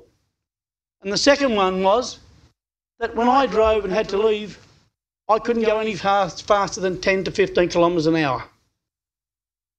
There was kids everywhere in that street playing at the right time of day, you know, it wasn't too hot and all those type of things there. So their safety is at risk. And it was right for a resident to mention the fact of Turner Crescent, which is not much different. But it's a little bit worse because it has two turns. It only had one turn down there. So I think that they are not a NIMBY. I congratulate them for standing up and having a crack. Well done.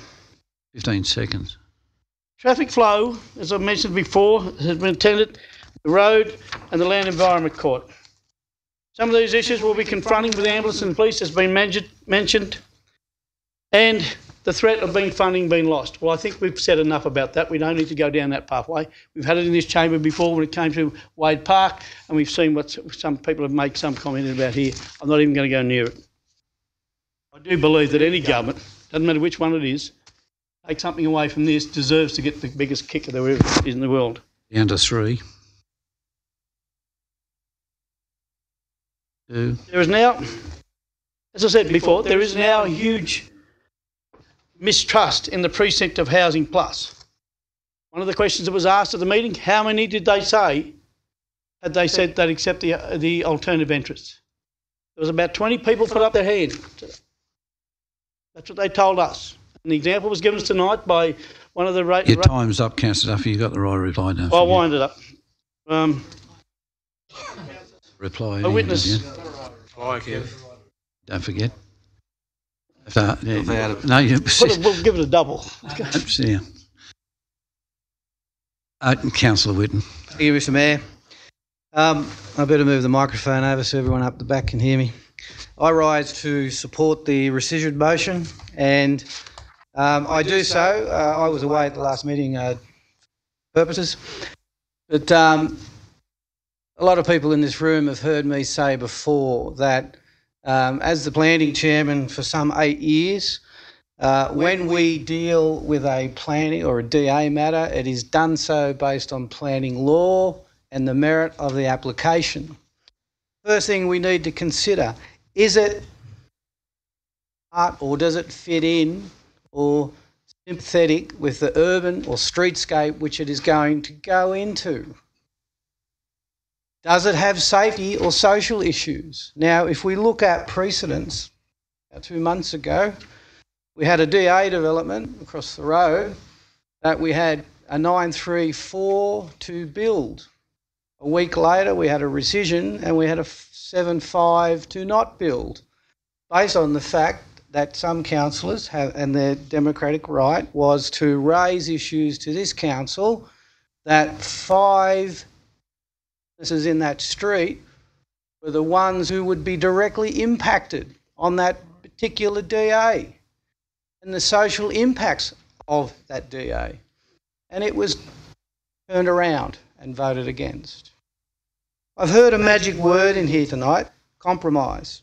In the 14 years that I've been on council and in this chamber, like many others, for contentious DA matters, I have never, ever seen the objectors bring forward a compromise, and we as a council have never subjected the developer to sit down and talk about that compromise. Whenever a development application comes before council, we have an obligation to bring the community together, not to force things upon them, so that if a DA or a developer has a DA development and there are objectors, our responsibility is not to divide the community, but to bring them together to talk. Here we have numerous speakers, objectors, who spoke very well, and one young lady mentioned a very old Australian term. Fair go. Give these people a fair go and a fair hearing. To me, I don't know why this is contentious, because we're making it contentious. This is easy. Vote for the rescission motion and let the objectors and the developers sit down with a compromise where there's a win-win. Win-win. The community win because we have a facility to protect those in the community that we have an obligation to protect. And those residents who live in that area win as well because they get a compromise and we get a facility. Councillors can't be subjected to make planning decisions based on threats that monies are going to be withdrawn or other things are going to happen. The prisons are littered with politicians who've accidentally done that, right? And I say accidentally because it might be accidentally. So I believe this is easy. This is an easy decision. We can bring the community together with compromise. They've already said they're happy. Have the development there if they get some of their wishes and some of their concerns listened to. For me, it's an easy decision, and I think we have an obligation to work with a compromise. Councillor Whitten. Councillor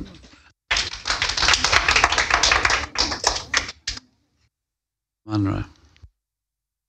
I agree with everything you just said, Councillor Whitten. Thank you very much. I won't go over the same things. First. No, it's not a first. Look, at the last meeting, I did walk out, and I want to just address that first because there's been there's a good reason for that. I did study papers. For those that think that I didn't, I do every week. I get here early or I sit up late and I read my papers. I'm spot on with it. So that's. I'd like to be the first to apologise if anyone was by my exit the room, and I'll tell you why. My cousins that were had a lot to do with domestic violence. I stayed there. I said this last week, but I won't go over it all. For me, I didn't think we had enough oxygen in the debate. We didn't have enough time for the people of both domestic centre, domestic violence centre, and the people to have. Councillor Munro, you don't have to explain why you left. Everyone knows, but just speak for the rescission. I think it's very important that I do, Mr Mayor. I apologise. So I apologise again if anyone thought that I did something wrong by walking out, but that why I'm going to tell you. It's personal to me. We all get emotional. My auntie would have rolled in a grave if she knew. I voted against the domestic violence. I want it there. I applaud the idea. I think it's a great thing. But that word compromise, so important. Now, at the last meeting, I put our General Manager under a fair bit of pressure, you probably remember, to talk to the RMS in regards to an alternative access. That's compromise. Applaud the General Manager and his staff for working hard on that, and discussions through the with the RMS until this afternoon came back fairly positive in my mind. They will look at it. They haven't said no. So a no doesn't mean no. It means that they're going to look at it and it can be worked on application. So it's not something that can't be done. It's something that we've worked on, and I expect and would appreciate further work if it's overturned tonight very quickly so we can build this domestic violence centre, alleviate the risk of all the traffic. If we think about the traffic, cars at the domestic violence centre, 5 new homes that will be built in there. Looking at over 100 extra cars, traffic movements in that street alone a day. If we quantify it with Also with services, people bringing food, people bringing toiletries, all those sorts of things. So, with kids, I live in your cul-de-sac, a quiet cul-de-sac. If I 100,000, whatever it's worth, on a brand new home or to live there, I would want my kids to be safe without that traffic movement. Traffic movement, is my opinion, is the main reason George Wiley Place should not be used as a further development. But I look towards an escort way in the RMS finding a compromise. Exactly what we're looking for and voting on tonight. And please, councillors, take that into consideration. Your children are in that street. Want it to stay as it is. The community is up for. Think about other DAs that were put March Street. Wanted to put a,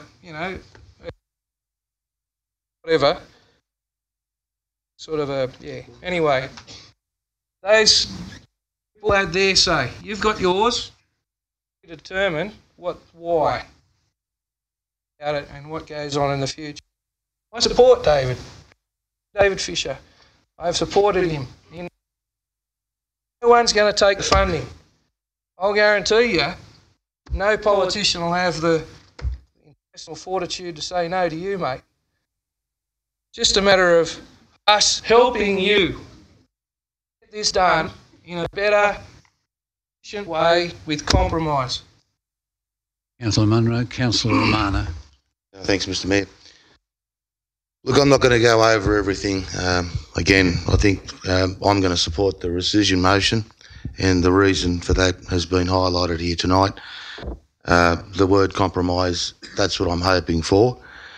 I have concerns with Housing Plus not being able to get their funding. Is there any way that Council can forward a letter to the federal member to assist in the decision? Should Housing Plus listen and listen to the people of George Wiley Place and compromise, I think it might be an idea that we ask Andrew G to get involved in this a bit more. But I don't want to go over it all again. Nobody's against the facility. Councillor Duffy's made that comment, Councillor Whitten, Munro. We are not against the facility. I am not against the facility. But I'm an elected councillor to represent all the community as a whole. And I've had some nasty emails. I've had a lot of good ones from the people that are objecting to the entry and exit. But I also must say that I've had some pretty nasty ones from the people that want me to approve as it is, the facility as it is.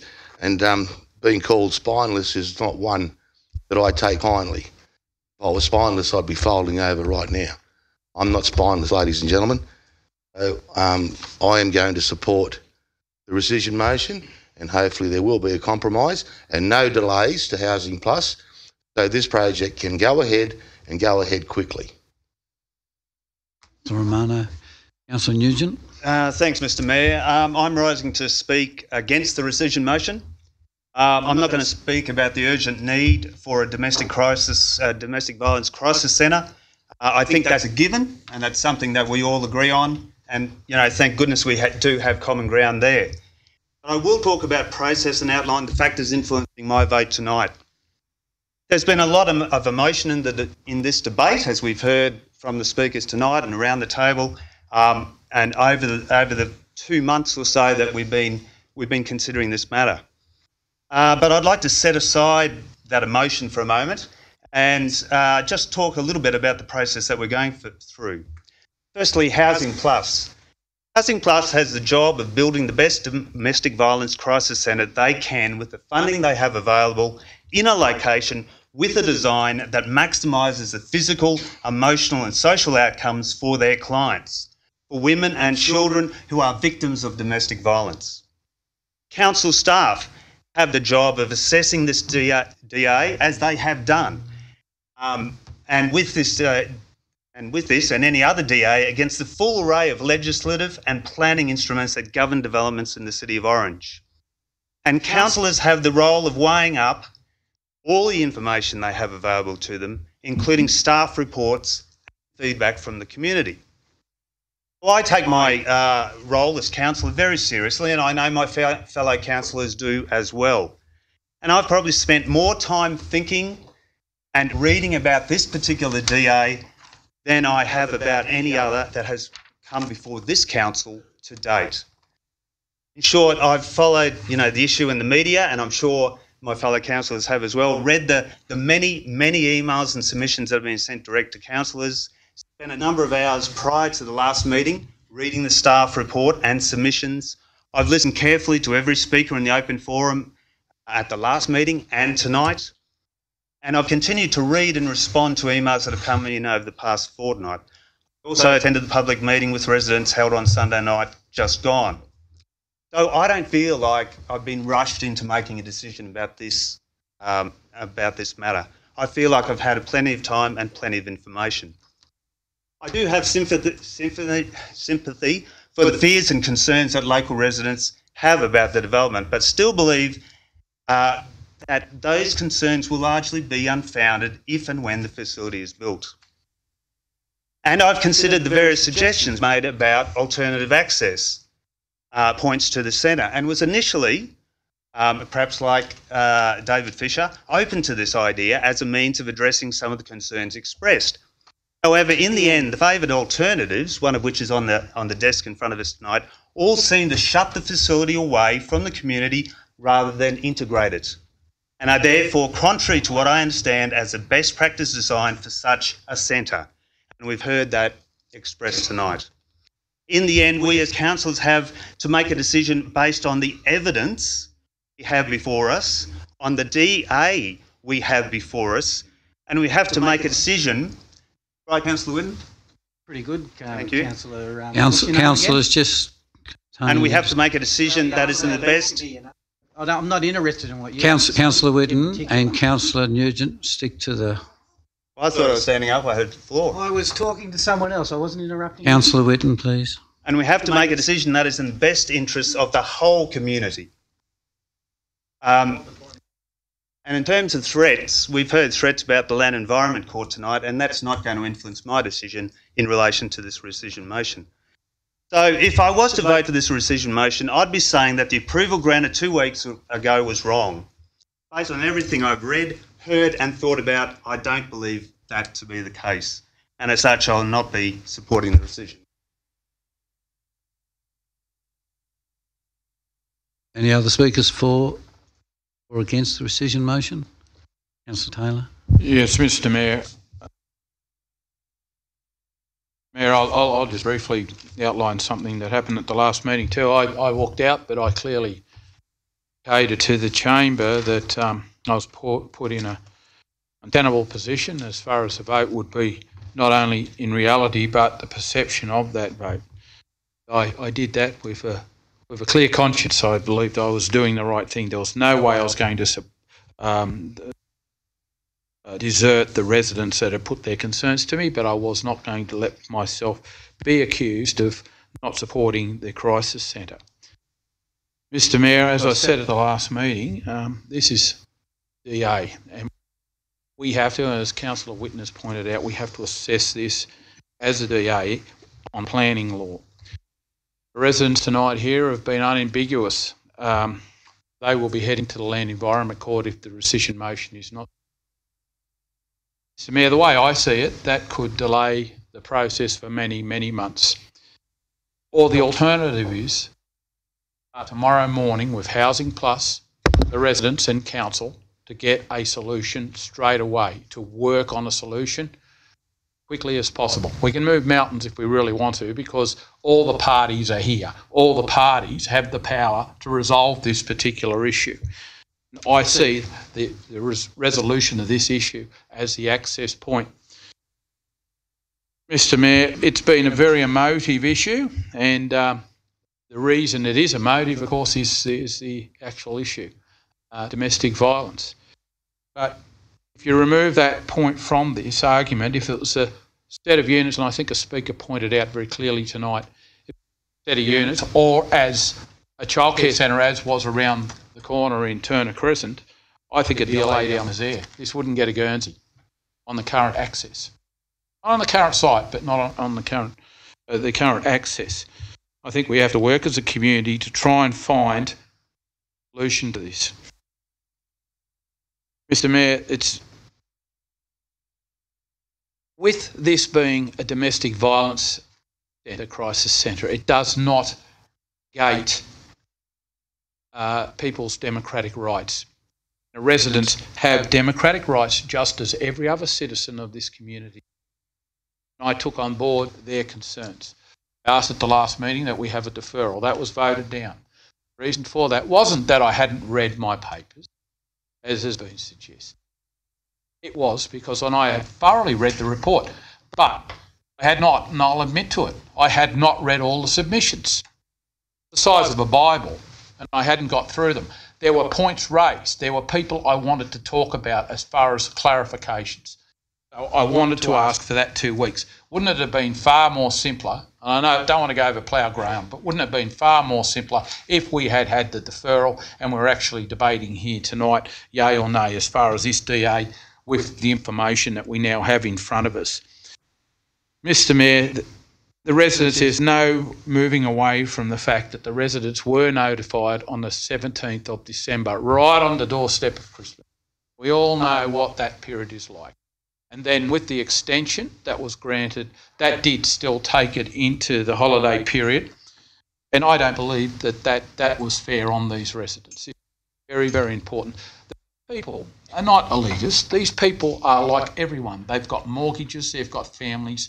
They're protecting their property, the amenity of their neighbourhood. They have every single right to do that, and they have every single right to make representation to their elected officials who will be determining a DA, a decision that will affect their lives.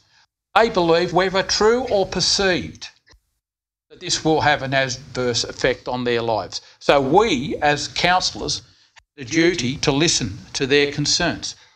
This council, and no one can accuse this council or the previous council of not supporting a domestic violence crisis centre in this city. As Councillor Duffy's pointed out, it's probably clicking up around the $1 million mark. We put domestic violence as the number one, and refuge as the number one issue above other community projects that many other people in the community would like to have seen number one. And as Councillor Duffy has pointed out very clearly, it's not our jurisdiction, but we knew there was a problem and we backed it to a man and woman. We backed it. That's something to be very proud of. Yet we are now, anyone who is representing the people who have legitimate concerns to protect their neighbourhood and their family environment, we are accused of not supporting a domestic violence centre. That is untrue. That is misleading and it is untrue. Well, I'll just get an extension. Councillor. Yep. Mr. Mayor, the residents have given ground. I know residents that had indicated to me that they were dead against this facility from day one, but they have given ground and said, look, if we can resolve the access, please resolve the access and we'll find compromise for the entire community. That's why I'm asking you, please support the rescission motion so we can start again, as I will, at risk of repeating myself, and I've been accused of that during the week of repeating myself. I'll ask you to support that so we can get on with resolving this issue tomorrow. The reason I want an extension was to speak to the residents. I spoke to many supporters and I've spoken to residents, and I am very, very clear and very, very relaxed with my position as far as protecting the democratic rights of the people up there, and I will continue, if need be, to support them through the next process they have to go through, if regrettably they have to move on. We had Turner Crescent around the corner, childcare centre, council, same issue. Coming through a small street, cul-de-sac. We wanted the council wanted the proponents of egress and access off the Mile Long Road. What happened? Went to Land Environment Court, council won. Council won. Same basic issue. And I can tell you what, the Land Environment Court will look at this as a DA. The emotion will be completely removed. So we need to be acutely aware of that. Mr. Mayor, can't blame the residents up there. It's a large facility, got a 2.5 metre fence. It's got CCTV. It will have CCTV. It will have security, and rightly so. But you can't blame the residents for saying, hey, look, rightly so, we're protecting very vulnerable people in the community. But what about us? What about the people outside the 2.5 metre fence? If we go for the compromise for the Northern Distributor, I think that will alleviate a lot of those fears. Now, the fact of the matter is you can't have democracy and you can't be selective with democracy.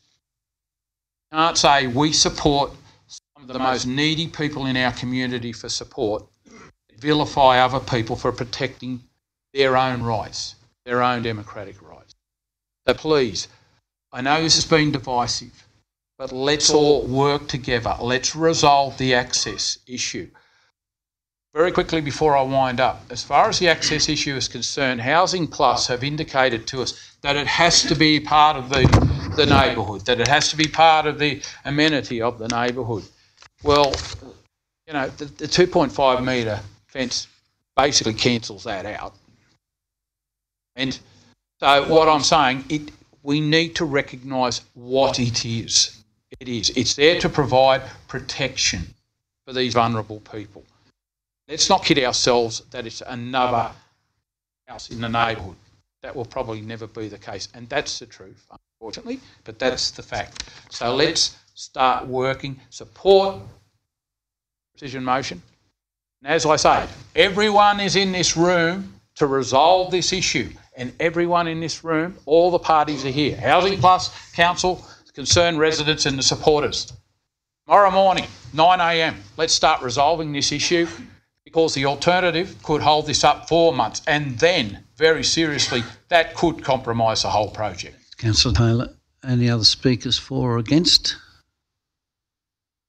Being none, you've got your right reply, Councillor Taylor. Thank you, Mr Mayor. I won't take too long to do this. One of the things about being a councillor and about councillor's responsibility is our job is to improve our quality of life.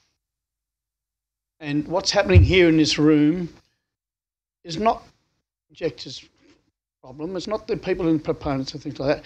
It's a problem that we took on and taking on someone else's job, the state government's job. You know, that's quite clear. Look at Bathurst, fully funded by the state government. Look at Bendigo, fully funded by the state government. Land are not given to them.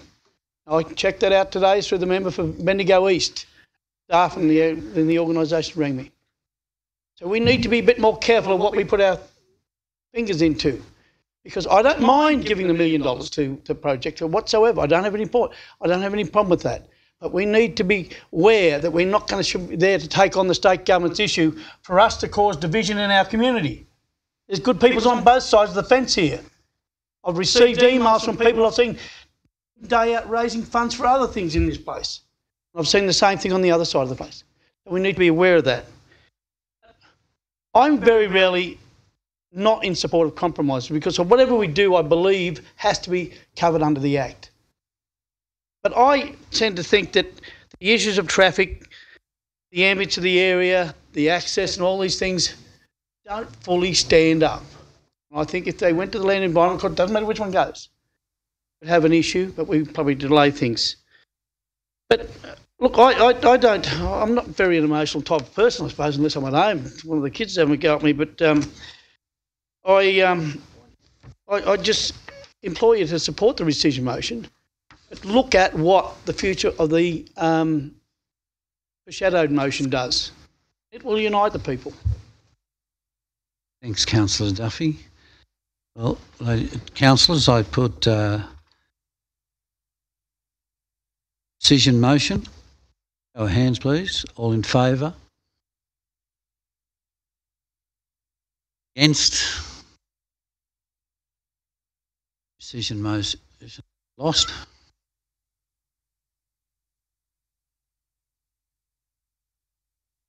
Move on to the next one, which is 4.2. That's the rescission motion on the, excuse me, Councillor Duffy, Taylor. Didn't see all the hands, okay. Against? Against? Yeah, against? Again? Yes. Against the rescission motion. Put your hand up, please, Councillor. 6. For the rescission motion, please. Put them up high. 4? Yep. 5. 5. 6, 5.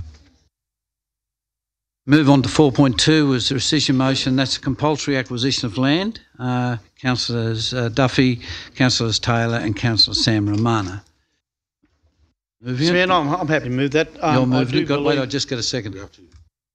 I'll second. Thanks, Councillor. Mr. Chairman, I'm happy to move that. I do believe that we owe it to the community to be able to show our direction of which way we're going to go with the link from the NDR to the southern feeder. I think we need to do that.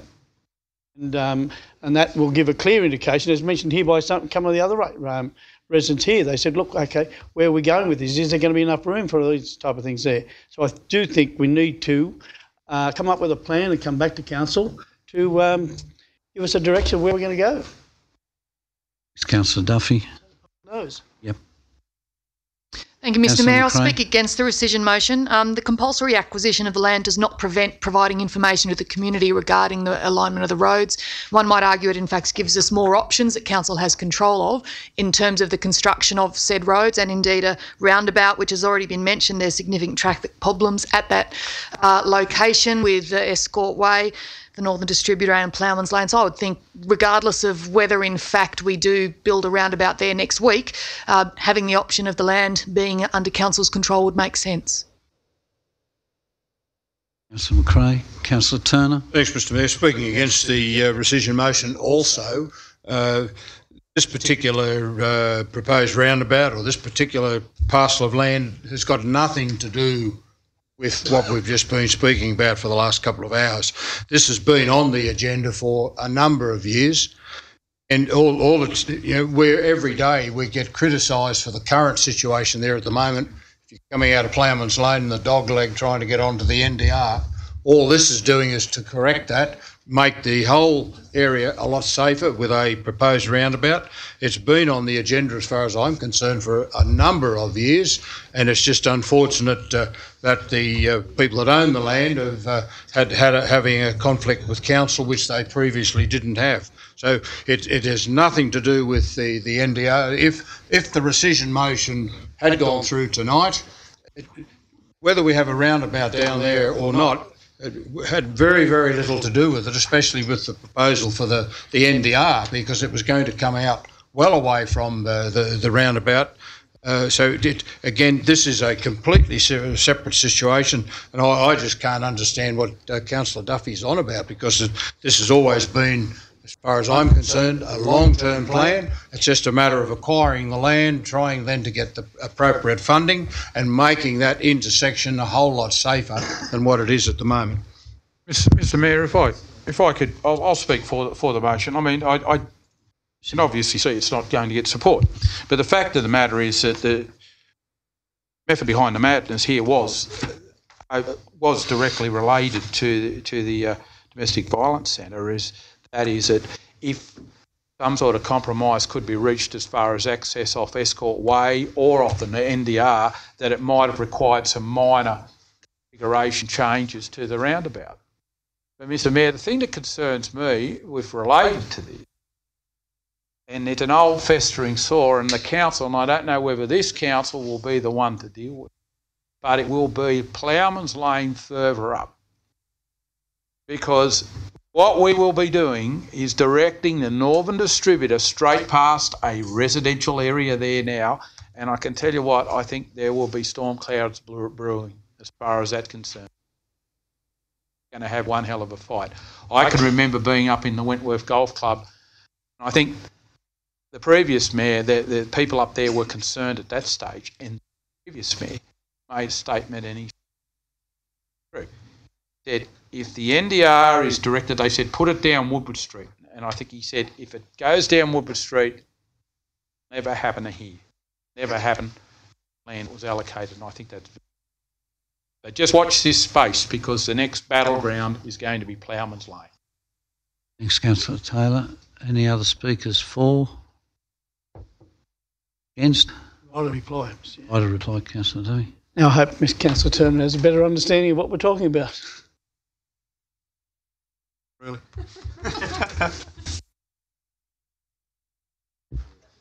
The next battle again. I reply. Don't Okay. encourage him, Mr. I put the rescission motion. All in favour? Put your hands up, please. 1, 2, 3.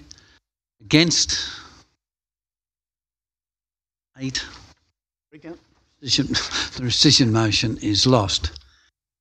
We now move over to item 4.3, and I ask Councillor Romano left.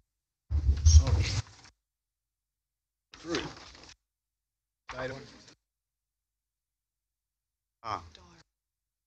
Oh, it's the late item. I might just get.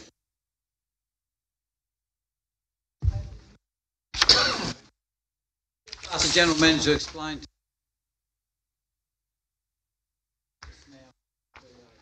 Okay, in relation to the rescission motion, that was lost, and in that event, the where is it? The alternate motion doesn't go up, and the council's moved on to the next items in the agenda. So when the rescission motion is lost, that means that the resolution from 2 weeks ago stands, and councillors or the staff have the responsibility of implementing that.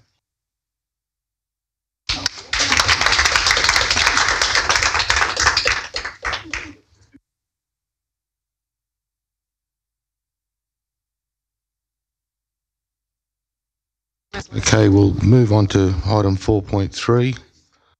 Notice of motion by Councillor Glenn Taylor.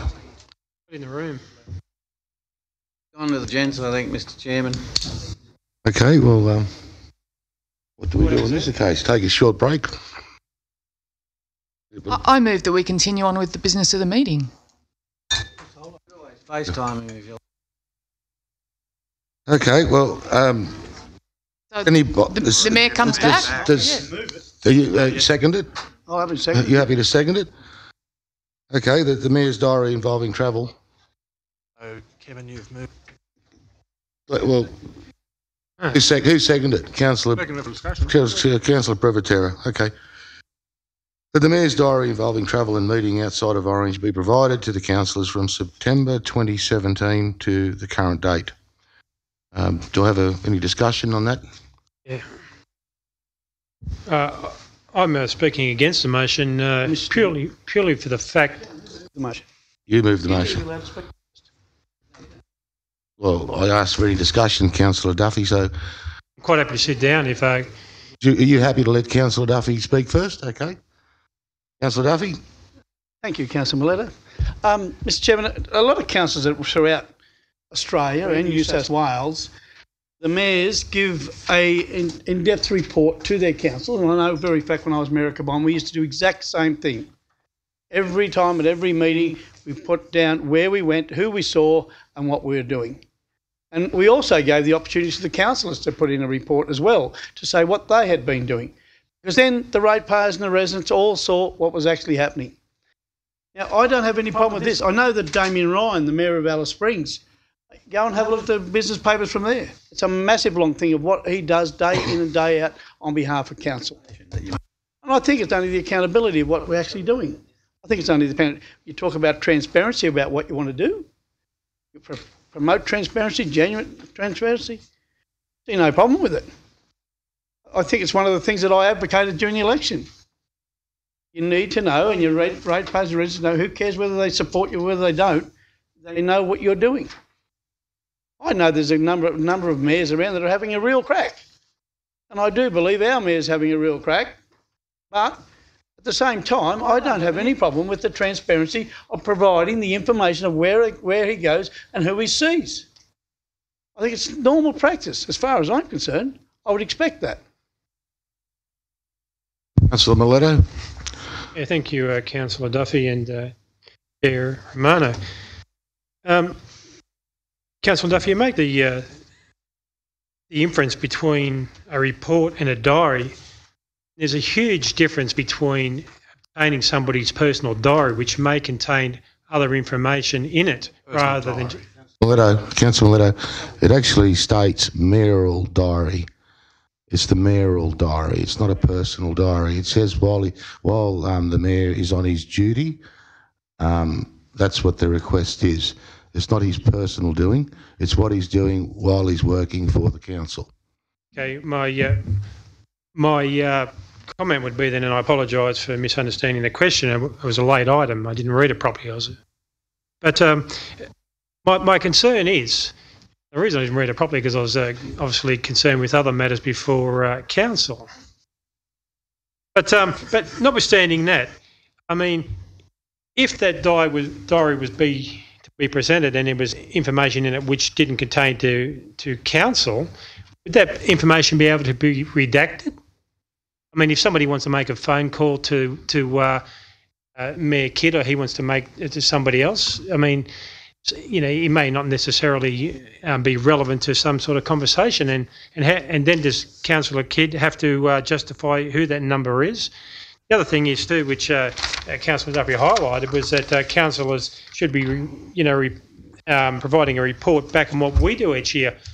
I mean, I know that I'm only a newbie on this council, but I've never been asked to provide a report as to what I've done for the previous 12 months. And the other thing is, I'm aware of councillors, and I've done it myself, where I've been required to attend functions or training sessions, and there is no requirement, unless you take it upon yourself, to bring back a report about what you actually did at that conference. So I'm just a little bit concerned about privacy issues or what might be contained in a diary. That's all. I know it is a council diary and that, but just a little bit concerned. That's all. Okay, Councillor Taylor, did you want to speak? It was your motion, but it was moved by Councillor Duffy and seconded by Councillor Privatera. Yeah, look, if I could just briefly speak. I mean, I don't think Councillor Miletto understands what this is actually about, and I'd say that with most respect. The diary is council's property, and the diary will tell us when the mayor leaves the city, goes away on council business, and the main initiative and driver behind myself requesting this is that Premier came to town, made an announcement about a $25 million sporting complex. I can't recall this chamber resolving that was our number one priority. Now, what I'm saying is this: the previous mayor was quite diligent in letting us know when he met with ministers of both spheres of government, the other spheres of government, and reporting back on progress, whether it be for the application of funds for projects, or it might just be a progress report meeting with ministers. Ministers are obliged under law now to report back. They have to keep a diary which is electronic that can be accessed by the public, the general public. Even a cup of coffee, a minister has to report they met with someone. All I'm saying is I just have noticed a lack of transparency as far as us, meaning councillors, knowing who the mayor is actually making representations on behalf of on what projects. That's what I'm trying to do. And it's for a clarification for council, but it's public money. I mean, any of the money that is spent transporting to and from is ratepayers' funds.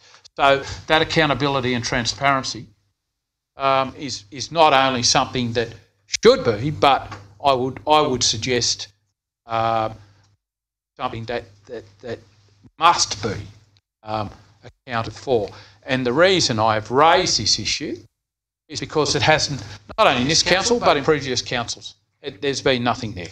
So what I'm asking is the diary of where the mayor's been as far as mainly state federal ministers and meetings with politicians is outlined to the councillors, to the full council, so it's reported to the council so we can keep a track of where we're at and what's actually happening, because I don't know about the other councillors in this room, but I was completely thrown by the Premier's announcement that day. I had no idea. I thought there was up. I thought if I had my call, I would have said, look, give us the money to complete the southern distributor as a whole.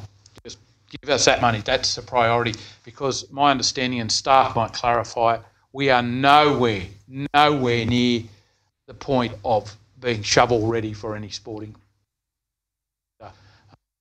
If it was money for, say, my example, the southern distributor, we would have almost been shovel ready to go ahead. So that's the reasoning behind it. Thank you for that explanation. Councillor Mileto? Yeah, I'm just happy with what you say, Councillor. Could I just ask a question to the relevant director? What do the guidelines say in relation to the furnishing of mayoral diaries? Through the General Manager, there are actually no applicable guidelines in relation to it. What I would say is the details of such travel and meetings would be able to be made available to councillors on request, but one thing that would have to be taken into consideration is the confidential nature of some of the meetings, so there would be no issue with councillors coming and viewing these matters on request rather than it being put into the public domain. It's a bit different to the requirements based on state ministers, and there is also protocols around what they do publish and what they do not. I think you'll find, and I've had some ministerial experience, and even back in my day, the ministerial meetings had to be diligently recorded. Participants had to be recorded, and I know those guidelines have been very, very much tightened up. Councillor Munro?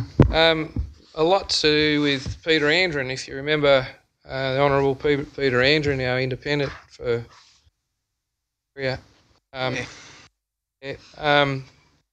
one of his main objectives was to travel routes and that sort of thing. He did a very good job of that up in Parliament. I think we do deserve to know why we spent dollars on a flight to Sydney and what was achieved through that flight to Sydney, or expenses overnight down there, all those sorts of things. I think expenses are very important. For instance, I go to Canberra. That's all documented. We'll go down there. I've been down there to government meetings, things like that, local council things. Fantastic. You get a lot out of it, and I don't mind bringing a report back or telling fellow councillors and public what I achieved there, or what I heard, or how I could help the community through that.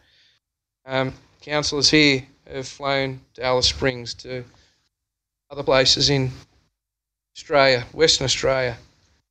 Those are openly acknowledged and very valuable to different aspects of building our town and creating knowledge.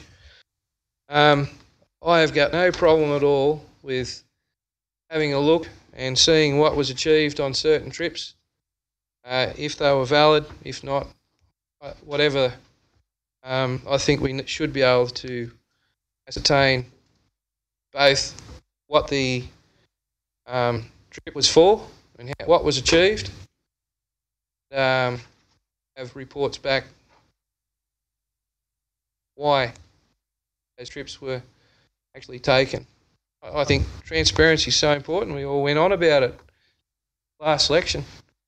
So, a mayor, very honourable position, and I'm not saying there's anything wrong or the mayor's done anything that's wrong. But I think they should be quantified. It's up to us to quantify them. Any further discussion? Councillor McCrae. Thank you, Mr. Chair. Look, I think I've got one question regarding the request, and it says only for outside Orange. Now, I would assume that there are meetings and phone calls which are held which would be relevant, that happen to be held in Orange, but with people who may be located elsewhere or indeed are visiting. So I have a little concern whether Councillor Taylor might want to actually amend that. Of course, that's his choice, because is this open enough for the kind of information that has been argued to be sought? The second element is that it doesn't go widely enough. We are all being paid by our ratepayers and residents, and under that suggestion that it's public money paying for what we are doing, then perhaps it needs to be all councillors as well as the Mayor. It is the electronic diaries that are available regarding our travel and our meetings. And if we're looking at equity, it should be all of us as elected representatives. And as I think is often reminded of us, we are councillors 24/7. We can never get away from it, whether we want to or not. And our roles as councillors should be clear and transparent, as have previous speakers mentioned. I would assume that this is not actually about reports. It's about those details being provided to councillors. That would mean that we can see the information as needed rather than it be put into the public arena. Because I know that all councillors, particularly if we're talking about the recent chairlift development, we are approached by people who have potential commercial interests and they don't necessarily want that put into the public domain at early stages.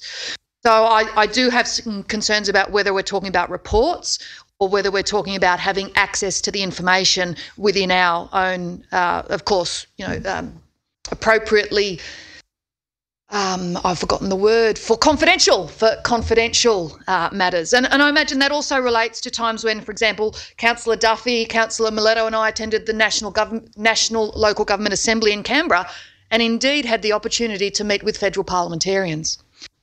If we're not careful and it is going to be a publicly available document, we may in fact end up in Trump land where we have executive time put in calendars, which actually means nothing and is hiding what we are actually seeking, which is the information on what ratepayers and residents are being represented on by all of us as the elected representatives. So I will support the motion on consideration it is not a report put into the public domain, which is what I understand the motion to be. General Manager would like to know what's going on. General Manager would like to have something to say. Verbal report. So the concerns expressed about commercial in confidence or negotiations that could bring benefits to Orange. Should this go through, we'd have to develop a protocol to handle those properly so that we get the maximum outcome for the people of Orange. So all on staff to work out a protocol as to how that part of it would work. I can't go to a meeting then promise commercial confidence, but we could still tell the councillors and try and manage the commercial in confidence stuff. That's not to say that you don't get any details of it, but I'm thinking more about a business person wanting to meet on a development they want to bring here, differently to meetings with ministers, things like that. Is that kind of clear? Councillor Taylor? Mr. Mayor, Mr. Deputy Mayor, yeah, look, I just want to know what's happening. I mean, I don't know. I can't recall a verbal briefing on met with Minister X, Y and Z last week, spoke about Southern Distributor, spoke about Sporting Precinct, making progress. That is in essence what I'm looking for. Yeah.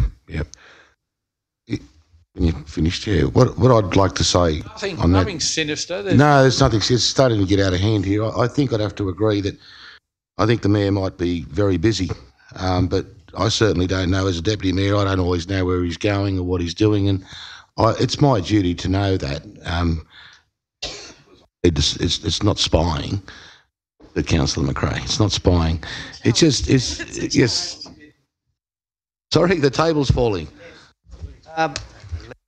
You've just have you broken it, Jeff? Immediate action from the start. Not that, mate. As soon as you mention OHS, mate, everyone's all over you. You've just hit on a very good point.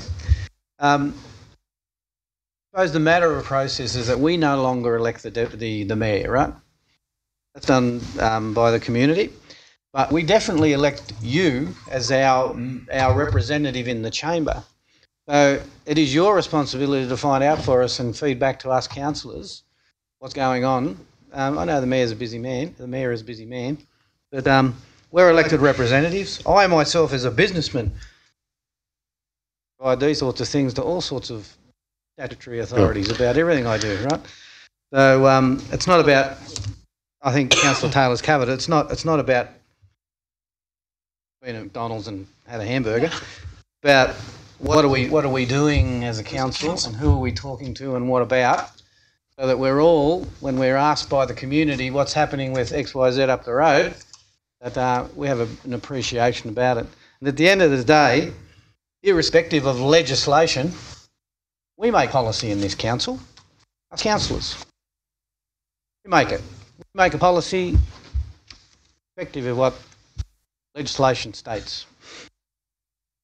Yeah, thanks, Can I Councillor. just seek clarification on something? With regards to the Mayoral Diary, and I've never seen one, does it contain conversations where a mayor might have a conversation with another councillor or a member of staff about a certain issue? No, it doesn't. No, Councillor Meadow, you wouldn't have seen one, I don't think, because you've only been a councillor. This is your first term, and I'm not saying that to be a smarty pants. What I personally would like to see is that the mayor give us some sort of program of what he's doing in the next week, month, so we all know if he's talking to Minister X, Y, Z, business people that we need. When we're supposed to work here as a team, as a council. It's all for the good of Orange. So that's where I think we're heading with this. It's not having a shot at the mayor about him going to the pub. I couldn't care less. It's what he's doing day to day regarding council matters, which is important to me, as Councillor Whitten stated, as the elected deputy mayor from this council. I would like to be more informed of what's going on, but I don't. I don't really know, councillors, and that's not having a crack at the mayor.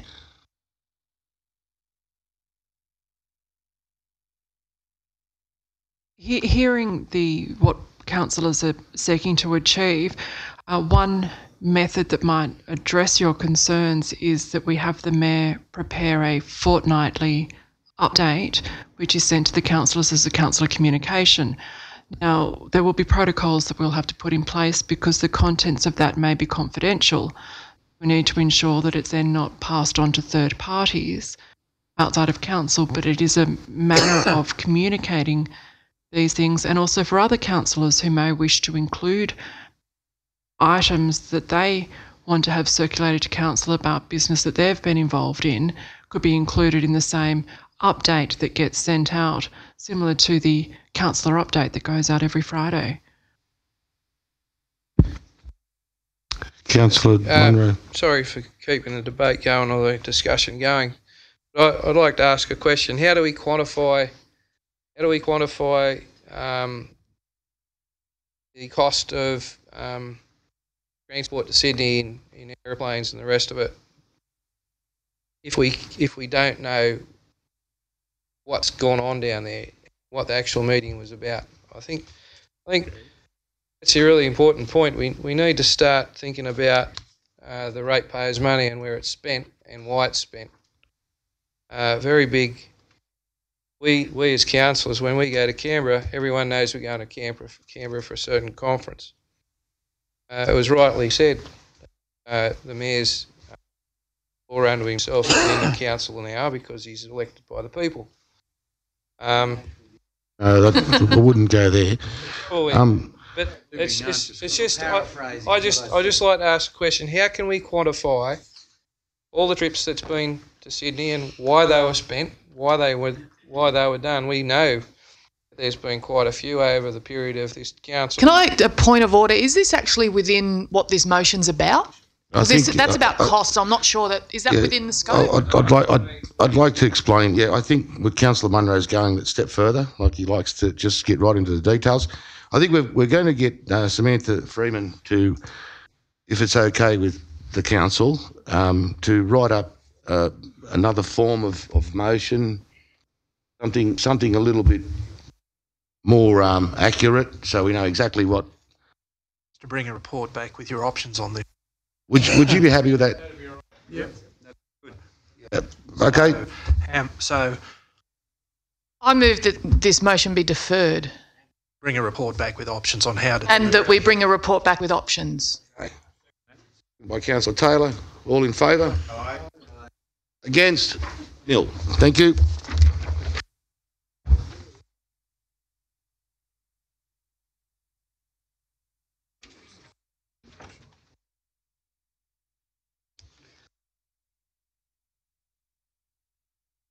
Tell the chamber you're going. Well, you can't leave a meeting. Yeah.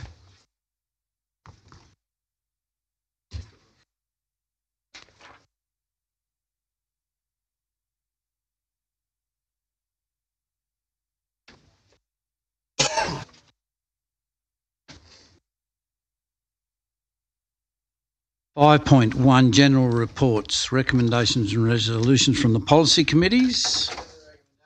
Second. All in favour?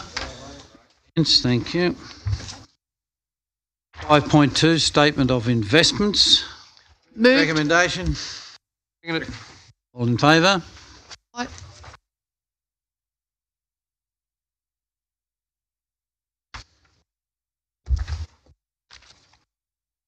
You're up to 5.3, but can I talk to that? I'll just get the General Manager to speak to the second quarter budget. 5.3, I've just advice on run here. The report accompanies it is correct. However, the green and the red light things, that's not the right version of it. So can I suggest we defer at least that part or the whole report if you're happy? Mr. Mayor. All right. We have a move for deferral. Councillor Whitten, seconded Councillor Munro. All in favour? Aye. Thank you. So that's deferred to next meeting. Is that the whole lot? Yeah, the lot. Yep.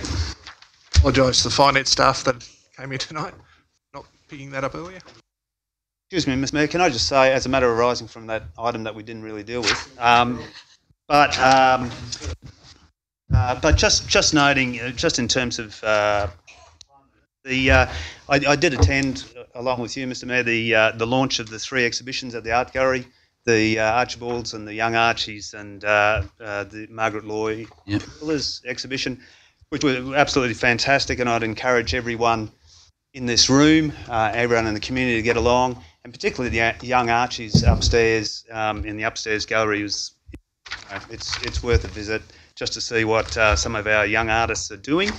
The other thing in relation to page 55, it talks about a number of TV shows where Orange has been featured in recent times, and I just wanted to note that this Sunday, the Sydney Weekender program, I believe is covering Huntley Berry Farm and Orange Egg Services Club. So another plug for our city. So if you get the chance, tune in.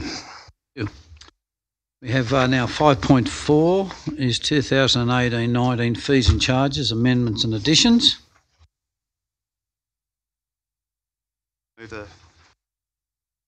Move Councillor Nugent, seconder. Yes. Councillor McRae, all in favour? Aye. Aye. Against. That should be.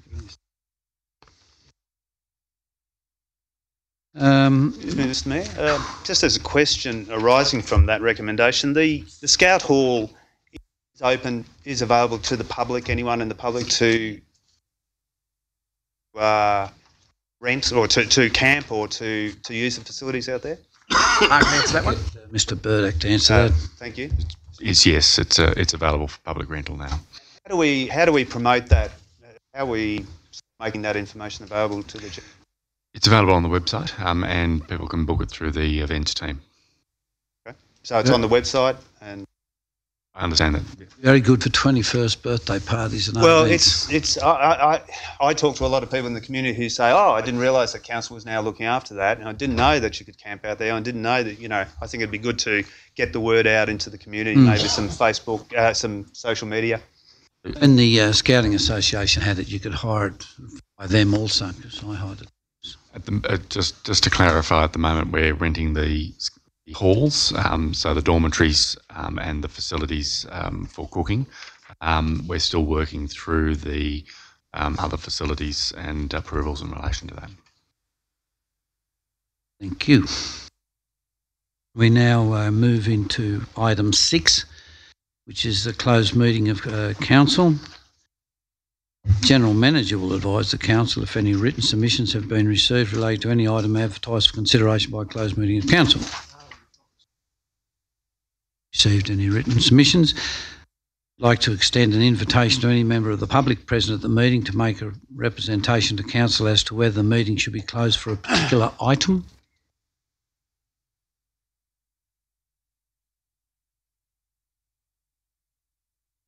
just remind the folks there, we're moving into close now and you have to leave the chamber. Sorry about that.